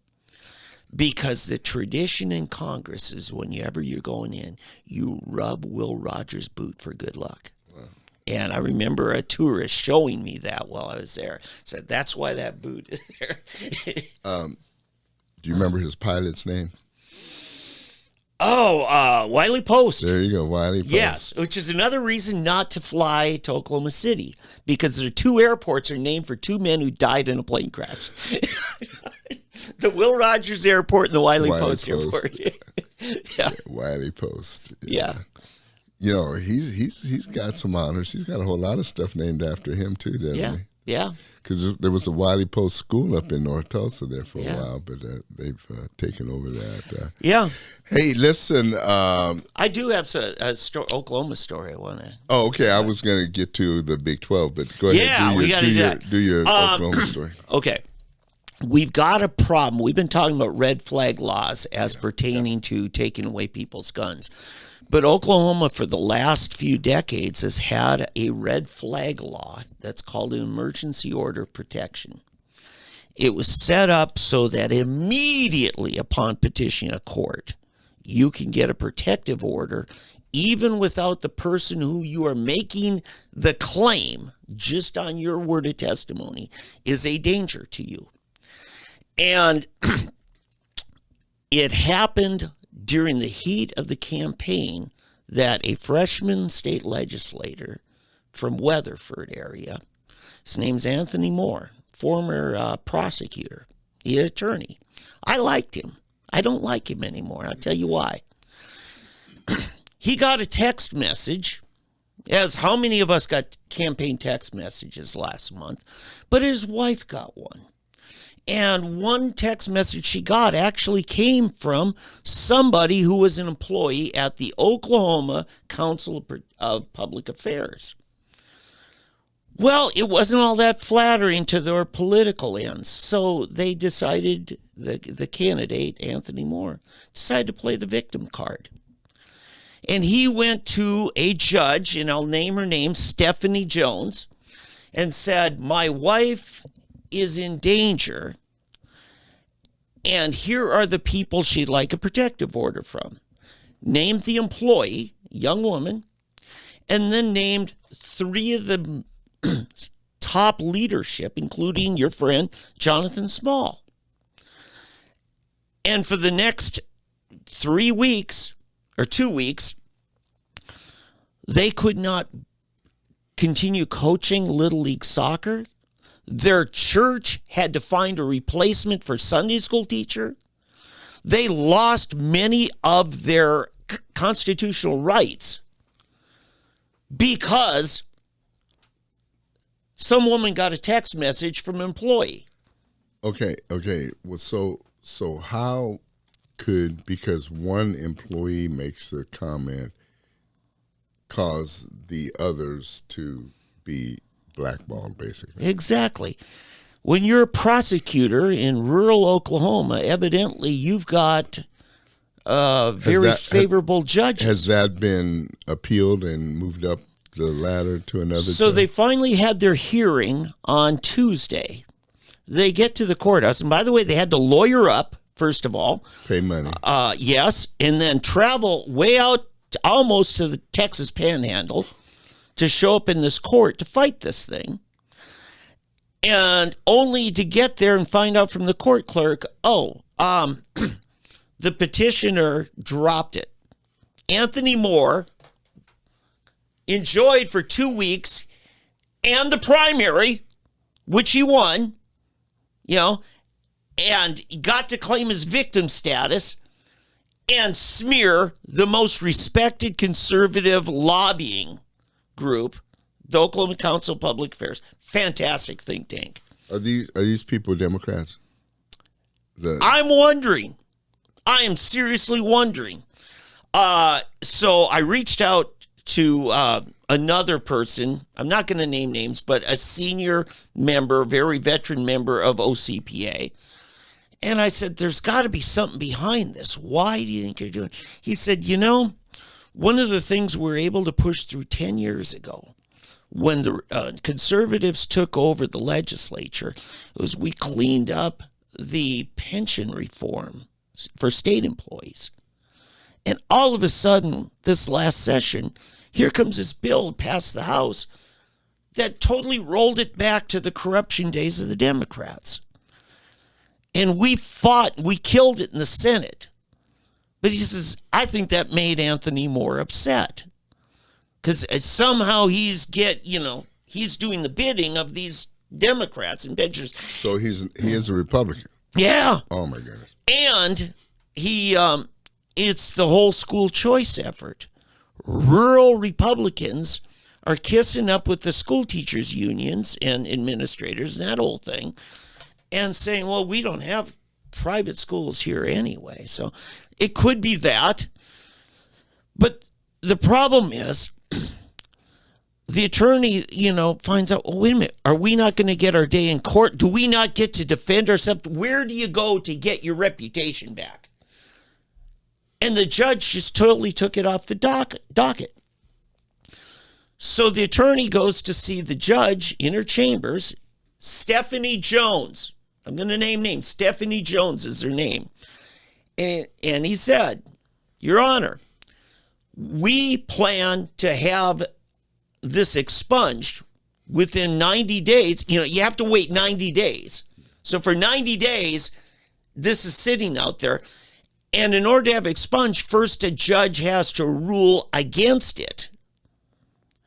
And she didn't rule against it. And they said, no, you are delaying justice for my clients. And she said, well, that expungement would come on my docket anyway, so I don't need to do it. And so basically they're trying to, and this is according to my source, a very reliable source, very close to this, said, this is going to be a problem because officially this protective order stays in place until she rules on it. And she just took it off her docket. This looks like collusion. Does she ever have to rule on it? This is a problem, and it may have to be appealed. I said, is there a way? But here's a question. Can they countersue? Yeah. That's what they need to do. Okay. And because the plaintiff in this case, the former prosecutor there, a member of the bar, they plan to file a complaint against this attorney with the bar. Problem is the bar is a private club. It's not a government agency, although our Constitution gave them full authority over who's an officer of the court. And he said, and the same is true with the judge if they decided to file complaints against the judge for denying justice. You'd have to first go through the bar, and eventually it goes to the state Supreme No, but I mean, Court. can they file a suit against Anthony for defamation? Yeah, frivolous lawsuits. There are criminal laws. It's called barristry. Oh, okay. Okay, and it's just not used today. Well, they need to do it and get him impeached. Is what they need. That's what I would be doing everything to go after him, to get him. I mean, to show him this is not how you play the game. Right. And if he is convicted of a felony, he's automatically removed from office. That's our Constitution.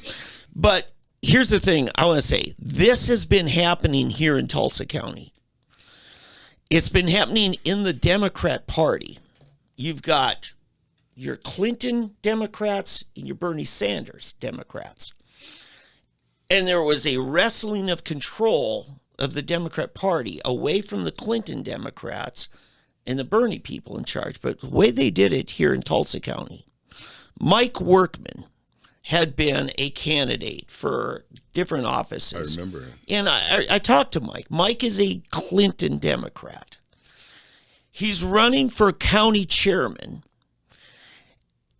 And about 2 weeks before the county convention, the Bernie Sanders candidate for county chair files a complaint for emergency order protection. The court grants it. He now cannot go to the county convention. She wins, unopposed. He can't ask his name to be placed in nomination. This is an abuse of protective Can orders. someone else ask his name to be put in? He has to go accept that nomination. Oh my goodness! That's the Democrat Party process. And this is an abuse. What I'm saying is those who abuse the law indirectly harm the victims, the future victims. It's like when somebody cries racist anymore. They're actually harming the people who actually are victims of racism. Yeah, sure. Because we now ignore it. It means nothing. And so my biggest problem in this is this man's trying to take down the top, most successful conservative think tank in Oklahoma, Council, OCPA. And he's supposed to be a Republican. Yeah. Did he have anyone running against him? Yes. Okay. Yeah. But the primary's over now. No, I know. I mean, how perfectly timed. Yeah, no, I understand. And Eddie, this is my problem with prosecutors. I think it does something that it takes a strong individual to resist what it does. Because when you start using the law, as a tool to punish your political opponents, I mean, it's like the asset forfeiture that they're doing now. It's piracy. It's robbery. Oh yeah, asset forfeiture. It's been that way a long time. Yeah. And most of the prosecutors are in on the game. Oh, sure. Pat and I did a whole thing on that. Yeah, I don't with know if you Kyle remember, Lovelace. I remember that. Way back in. Yeah. And I thought it was taken care of. I thought See, and OCPA fought hard against it. They were working with Kyle. I remember. In fact, we talked about that on the phone yesterday. So this is a problem. And our emergency protective orders are designed because there is a need to provide immediate protection. But I knew eventually this day would come, and it is fully here.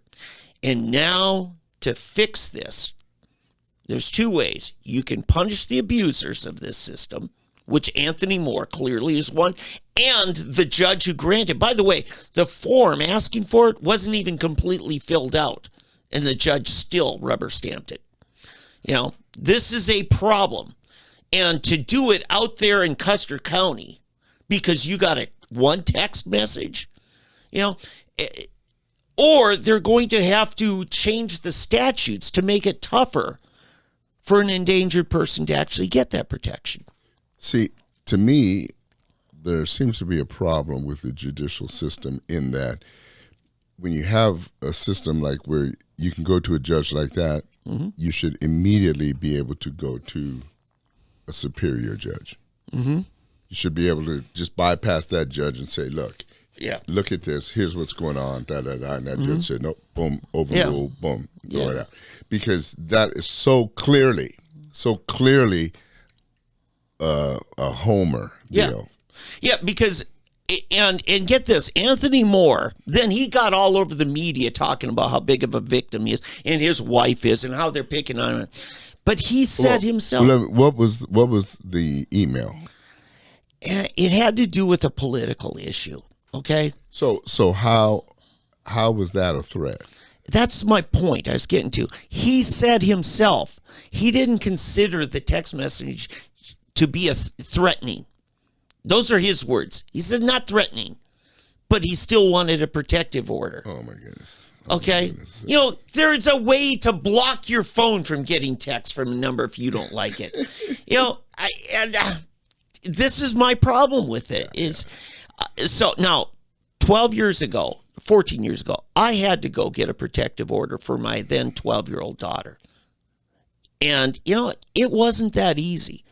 And another thing, I had to pledge an oath where I could be convicted of perjury if I, gave the wrong set of facts. Right.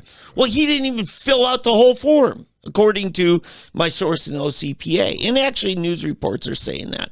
So this is a problem. And the fact that the judge did not keep it on her docket and totally clear these people. See, yeah, the way you fight that, you said it's been in news reports. Mm-hmm. Yeah, see, that needs to be everywhere, and it needs to be in the, Oklahoma City newspapers. Everything. Just show this person as a slime ball. Yeah. That this is what he did. And this who he is? He's Al Sharpton, and his wife is Tawana Brawley. Okay, now you're old enough to get that. When you're claiming victimhood and there is no victimhood, and you're using it for political gain. Anthony Moore is an Al Sharpton. And here's the other thing I want to say to Speaker Charles McCall. This man deserves no place in leadership the same way Dan Kirby was stripped of his leadership. And that's on you, Charles McCall. We'll be watching. All right. I'm a little incensed on you. Heard it. Yeah. You heard it here. Yeah. Okay. Wow. Okay. So we'll try to clear our palates here. Yeah. Hey, we're going to finish up. Some new news. Most of you have probably heard that the first pin or ball to drop was that OU and Texas were moving to the SEC. This is last year, okay? So that's old news now. And so what was going to happen next? Well, all of a sudden, we get this just out of the blue news that USC, University of Southern California, for those of you in Jenks, and UCLA, University of California, Los Angeles. Interesting that both of them are in Los Angeles, are planning to join the Big Ten. Now, first of all, I don't understand why the Big Ten would want to have anything to do with anything out of Los Angeles, but it's a big TV market. Yeah, but yeah. That's all it is. Yeah. So what this has thrown everything into this big tizzy. Mm-hmm. And so what you have left now is the ACC and the Big 12 sitting here. And what everyone is suspecting is, are they trying to turn it into the NFC, AFC, where you have the two, basically you're going to have two, an East and a West of the NCAA. And more north and south, probably. It seems more east and west to me. But, well, I'm telling you, the Big Ten is mostly northern. Well, that's true. And SEC is mostly southern. Yeah. Well, I'm still going east and west. Yeah, sure, why not? When you got California and all the way Alabama and Florida and everything. So I know, but you could be right too. I mean, Michigan and Texas. So I mean, either way, you say potato, I say potato. We just have to disagree. See, he wasn't that amicable about the Trump rally at ORU. Yeah. It's not a potato thing. Yeah. No, because I was trying to get you then. I don't really care about it. So what's going on now, though, we have to figure out what happens to Arizona State. Then you've got University of California, just Cal, Yeah. which is basically in Berkeley. You've got Oregon, Oregon State, Washington, and Washington State. Then you've got Utah, And Stanford. Stanford, Colorado. Yeah, which used to be Big 12. Right. So you've got these schools left out there. Basically, there are, 14 in the big the Pac-12? I think It there's was 14. 12 I thought it was just 12. Was it 12? Okay. Yeah, they're the ones that and we were only have honest. 8 now left. No, because we picked up 2 more, didn't we, for the Big 12? No, we picked up 4 more. We were at 10, we went we're down back to 8, 12. now we're at the 12. So now you've got 24 teams yeah. that you got to try to figure out. Basically, I think what you have to get to is 16 teams. That's what I'd like to see. I'd like to see the Big 12. Now, they're temporarily for 2 years, there'll be 14 teams because the SEC is not going to accept Texas and OU until 2025. And are we, as the SEC, already the Big 12, are they already going to let the new guys in? Starting next year, 12 months from today. Yeah. So the Big 12 will be 14 teams already. For 2 years, there will be 14 Really? teams Ooh, as that'll be things stand interesting. now. Now, That's going to be real now, interesting. the reason that Colorado left the Big 12, they were bitter, and most of the colleges were bitter at Texas because Texas signed their own Texas, Longhorn the Network TV, thing. right, Okay. I wonder if Colorado wouldn't be interested in coming back. I would be interested if we won them back. Well, I'm thinking there are reasons it might be good. Denver's a nice market, and I'm thinking Arizona. What if we picked up those two? Now we're up to 16 teams for a couple of years. Yeah, but the problem, the prime team, the real team you want is Washington. I was thinking Oregon State would be good. Oregon State's no good. Oregon and Washington are the two better They've been the best team. And Utah. Yeah. Utah, Washington, and Oregon are the 3 best teams in the Pac-12. Better than UCLA and USC. So the interesting thing here is, where were we at 12 months ago when the Big 12 was, oh my God, it's over for us. No, hang it up. We're done. You know? Yeah, but we're still not. I mean, if you look at it, with whom we picked up, we're still not. Here's the dilemma. Mm-hmm. Okay, it's all about recruiting. Yeah. Who's going to want to come to our team when you can go to Alabama? You can go see the teams. And ACC is in the same boat as we are. Oh, yeah. Yeah. Now, where we do have advantages are in basketball. Yeah. Okay. We have Kansas, Texas Tech, Iowa State Houston, came in Cincinnati. real Oh, man. No, I know. we're- There's a part of me that thinks we should have picked up Louisville. Oh, As yeah. one of those teams. Yeah, I think you're right. But anyway, so it'll be interesting. Arizona would be a good pickup for They're for great basketball. Fantastic. Oregon's a good basketball. Yeah. So we'll see. So anyway, to bring this all to a head, it's going to be interesting to see what happens in the future. Now, I want to take it to a whole different realm. Yeah. And this is media markets and what happens. TV deals. TV right? deals. Yep. What I think you're going to end up with is you're going to have ABC and NBC, CBS, Fox, ABC, ESPN. That's the one thing. They're all the same. Yeah, the same corporation Disney owns them. Right. But yeah. So, and then you've got CBS and NBC, and then Fox. That's basically it. And Fox has Fox Sports. Yeah. Now NBC has a deal with Notre Dame exclusively. Notre Dame. That's why. Which essentially, so to me, NBC would be a likely choice to go ACC. Because Notre Dame is kind of part of the ACC already. Yeah, except quasi, football is. somewhat. But yeah, so it makes sense. Yeah. Right. And then the Big 12 has been with Fox. Fox has been, and also Pac-12. So what I think is going to happen, you're going to have ABC, ESPN do all of the Big Ten, SEC games. Yeah, they definitely have, own SEC. Right. The Right. whole ESPN Yeah, thing. that's true. They own Yeah. them anyway. So and then Pac-10, or Pac-12, Pac-16, and then the Big 12, I think are going to go exclusively Fox, Yeah. which will be good for Fox too. Well, it leaves CBS now. Where would the Big 12? They'd be good to go with ACC. They should. How they about should pick up, Big 12 pick up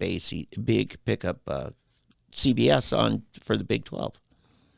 because Fox, I think, already has them, and Fox would be stupid to lose them. That TV deal is done here in 3 years.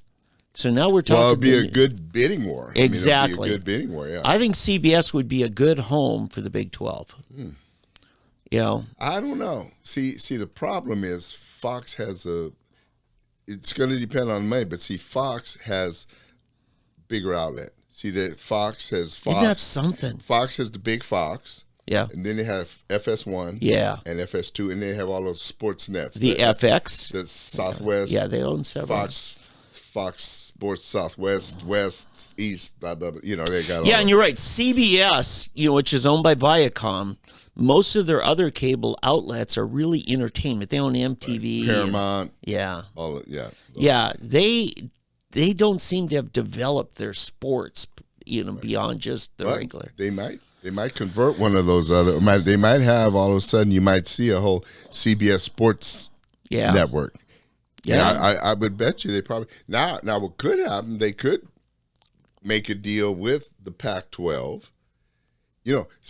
See what I'm hoping doesn't happen is all of a sudden ACC and the Pac-12 get together and the Big 12 is left out in the cold. Yeah. All of a sudden you get ACC, you get the two coasts. ACC's at 16 teams. I think anytime you get to 16, you're already in danger of a Mountain West concept where all of a sudden they split in two. Yeah, SEC has 16 too, though. That's what I'm saying. The SEC. I mean, the SEC has 16. That's I what said the ACC. Oh, do they? I'm 6. Yeah. I did not know they were that high. Yeah, it's a danger because I remember Tulsa, University of Tulsa was so excited when they were a part of the WAC, Western Athletic Conference, and that went to 16. And then the core teams along the mountains, they got split into two, and rivalries got broken up. And they remember when those 8 teams, the core of the WAC, all of a sudden announced, we are creating a new one. We're Mountain West now. And and now you don't hear about the WAC anymore. It's awful. It used to be a good conference. Yeah. It's awful. Yeah, you're going to there's a lot of opportunity out there though because for example, do you know how many students go to the University of San Antonio? No. 70,000. Wow. 70,000 is their enrollment. Wait a minute, San Antonio. San Antonio, University of Texas at San Antonio, Right. UTSA. Yeah, University of Texas. Yeah. I mean, that's like one of the biggest universities next to Austin. Yeah. It's the biggest in Texas. Yeah. And their program is getting bigger every year. Yeah. So UTSA is going to be prime for somebody here soon. So they're going to be more. They're going to. You can't hold it down. So I think if these other networks wait long enough, it's going to. I think what. Oh, which reminds me. Okay, I'm going to jump ship. It's all going to come together. Okay. Okay. Don't don't count all these others out. Here's the deal. For a long time, black athletes were seen as almost superhuman, right? I mean, in track and You field. mean you're not? Yes, that extra little bone or ligament we have in Yeah. our heel, Yeah. I used to hear that. That just cracked me up. But anyway, all of a sudden, the Jamaicans came along, Oh, yeah. right? You got all these Jamaicans. Then They could even bobsled. That's good. That's really good. Yeah. Okay, but now, does the name Abby Steiner mean anything to you? Probably should. What? Abby Steiner right now is it's this little white girl from Ohio. Oh. She's not little anymore. She just well, she didn't actually finish. Well, she probably graduated, but she went to University of Kentucky. Mm-hmm. She's the intercollegiate champion in the 200 meters, and she's like, I think she took third in the 100 meters. Track and field? Track and field. Okay. It's a little white girl. Mm-hmm. Not little, she's actually pretty tall. Mm-hmm. But, she's just phenomenal. Phenomenal. She's running the fastest 200 meters this year. Period, in the world. Wow. Yeah. White girl. And she went to University of Kentucky to play soccer. She was a soccer player, but she ended up running track, and she ended up being so fast. So, and then you got a Matthew Bowling, who's a white kid, and he's at Georgia. He's just a freshman. And he's already like probably about fourth or fifth fastest in the country in the 100 meters and in the 200 also. So the thing about Abby and Matthew is they're starting to make all these black people mad because white people aren't supposed to be fast. Reverse stereotyping, right? So I'm a huge fan. Not because I don't like black people. It's time to see stereotypes broken again, reverse stereotypes. And what has happened, and what I want to get to, is the same thing back to this other deal. You quit working. When you start taking things for granted, you quit working. You just assume, well, we're the fastest, so nobody can compete with us. So all of a sudden, black kids quit working hard. Well, we're just good because we're black, so we don't have to practice as hard. We don't have to work as hard. Coaches have to like us, have to take us. And then all of a sudden, here come the Jamaicans. And the Jamaicans, they don't have the equipment. They don't have the money. They don't have the scholarships. They don't have any. They're running barefoot in some grass field. You know, and our kids are running in $250 Nike shoes or whatever. You know what I'm saying? And so all of a sudden the Jamaicans come out of nowhere, and then all of a sudden here comes a little white girl from Ohio, and she's just smoking people, and she runs weird. She doesn't even run. I mean, when she runs, it's you go look her up, Abby Steiner on YouTube. She's all over YouTube, and now she just signed one of the biggest deals. She just signed, at least rumor has it, she's keeping it close to the vest. Puma allegedly has signed her for a $2 million. That's a name from the past. Yeah, track contract. And people are all enraged because they gave a white girl a $2 million contract, and all these black people aren't getting a $2 million That's contract. racist. Yeah, it's racist. Yeah. And here's the reason. Here's why. Puma is a European country. A European company. Yeah. And so, in fact, Puma and Adidas were started by brothers. I did not know that. Yeah. And they were competing. Puma used to be big, and Adidas came in and took over. And so Adidas is very, very well known over here. Puma has still been pretty big internationally. And so Puma will sell lots and lots of sneakers with Abby Steiner overseas where you don't have, because black kids aren't going to buy anything but Nike. They're just totally psyched out because of Michael Jordan and LeBron. They've got LeBron. Tiger Woods. Yeah. So Abby's not going to break that market. Yeah. Even white kids in America want Air Jordans, right? So Puma's smart. They went out and got their little Great White Hope. And so they've got Abby Steiner now. They're going to plaster Abby Steiner all over Europe, Germany, Holland, Belgium, Spain. And when she shows up at track meets, all these kids now have hope. Oh, somebody that looks like us actually can run. And you got all these little white kids out there now buying Pumas, and they're going to start running track again. Yeah. It's just, see, people don't understand yet. It's about marketing, and it's about giving people hope and aspiration. And what's going to happen, you're going to have a whole lot of little white kids now that actually think, oh, wow, I may be white, but maybe I can beat black kids Yeah. running. Yeah. Maybe I can be a wide receiver. Maybe I can be a basketball player. Maybe I can be a football player, a running back, or whatever. Because for a long time, it's just like when black kids were convinced they could never be a quarterback until you had black quarter. What's it? Cunningham? Was it Everett Cunningham? No, what was the Cunningham? Played for Philadelphia. And then Sam Bam Cunningham? No, he was the New quarterback. Yeah, Randall. Yes. Randall Cunningham came along. Yeah. He was the first, I think he was the first true actual that could actually play and throw and do everything. Now, the coach from Broken Arrow, David Alexander, was his center. Still a good friend of his. They both went into home improvement afterwards. In fact, when he got picked back up by the Vikings, I remember talking to David Alexander. He's a client of mine, and he just said, well, yeah, Billick's doing everything for him. And then Billick gets the job at Baltimore. And then, Randall just had a horrible year the next year. I'm sorry, I'm off on something. But, yeah, that's Randall. Yeah, Randall's a good man. He was a great quarterback. Yeah, if he had a good team behind him and a good system. But in Minnesota, I thought he played better than at Philadelphia. That was maybe the best year ever for the Vikings. Right. 99 Vikings. Yeah, he was great. So, and just a nice guy.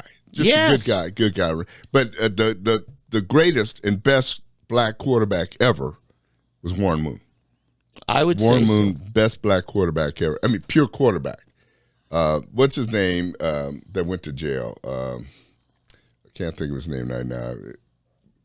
With dog fights and everything. Vic.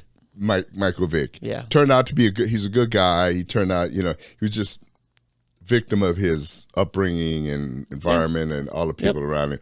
He did his time. He served, and people need to leave him alone. He's turned out to be a good guy. But he was a great athlete, did good things. But Warren Moon, greatest black quarterback, and let me take the black off it. But he was one of the greatest quarterbacks, period. I mean, just as far as a pure quarterback out of the University of Washington, he ended up playing half of his career, his life, in Canada because no pro team would take him as a quarterback. They wanted to make him a defensive back. Yeah. So he said, I'm not playing defensive back. I'm a quarterback. So he went to Canada, broke all of their records, came to the NFL. Houston took him, and still ended up breaking many records. So Warren Moon, great guy. Well, and he went to Houston, I guess. He played for Minnesota one year and then went to Seattle after that. Yeah. And really had great teams with all of them. Yeah. I liked how Minnesota had him and then lost him, and they picked up Brad Johnson. And let's not get too far off. Yeah, I'm talking about black quarterbacks right now. Yeah, I'm stopping because of another reason. I'll tell you after the show. We got you back to Abby Steiner and Matthew Bowling. We're so far away from that. Anyway, to finish up, we really started on the Big 12 and the realignment. Yeah. Wasn't that last week? Man, we can chase some rabbits. We have chased an antelope today. Yeah. No, but getting back to bringing everything around as a close, I just want to say that people, what looks good today may not be so good tomorrow. Yeah. And you always have to remember, as long as you keep working, keep striving, keep believing, you can win. You can win. So no matter what happens with this realignment, with the realignment of these teams, colleges, universities, in 10, 20 years, it's not going to be like that. I agree. And ultimately, in closing, there are bigger things than conferences, realignments, sports, and all of that. We have to remember that life is temporary. This life is temporary. There is an eternal life that we have to live. There's an eternal reality that we all have to face. As I always say, I'm counting down now. When I started out in my life, I was counting up in my years. I'm counting down now. and I want to make these last 30 or so years, whatever it is, I want to make them last and make them count for something. And I hope that you get something out of Dave and I being together here every week and arguing and discussing all of these things and having fun together. But seriously, we don't get paid. We do this because we believe it's important that you stay informed and that we cause you to think. As I say in my book, what I'm really trying to get you to do is to not believe everything we say, but to look into and investigate for yourself the things we say. I hope that we raise more questions than we give you answers, and that you get those answers for yourself. If you don't believe us, please go back, check it out for yourself. You got to do that. My dad, that's one of the greatest gifts my dad told me. I remember when I was 10 years old, I was in the 5th grade one day, and my dad was going over my homework with me, and we were sitting there going over these questions, and I can't remember what, it was a math problem, you know, and he said, "No, that's not right." I said, "It's not?" He said, "No, it's not right." I said, "You sure?" "I think it's right." He said, "No, it's not right." He said, you think it's right?" I said, "I thought it was right, but I guess it's not." And then he told me, he said, "No, you're right. Don't ever let anybody convince you that something that is right is not right. If you've worked it out and you've looked at it and you know it's right, you stand up for it. Whether it's me, your teacher, or whoever, you work it out. You investigate it, you check it out, and if it's right, you stand by it that it's right until somebody proves to you that it's wrong." And I will never forget that. I can still picture the moment. I'm sitting there, my dad next to me, and teaching me that lesson, that when I know that this answer is right, then I have to stick by it. So anyway, hey, God bless everybody. It's been good to be with you. Here's a song that, interestingly enough, has been playing all week. We've been watching Stranger Things, and for some reason, this song is in all of season number 4. Ooh. Running Up That Hill. Yeah. Hey, God bless everybody. Good night. We'll talk to you next week.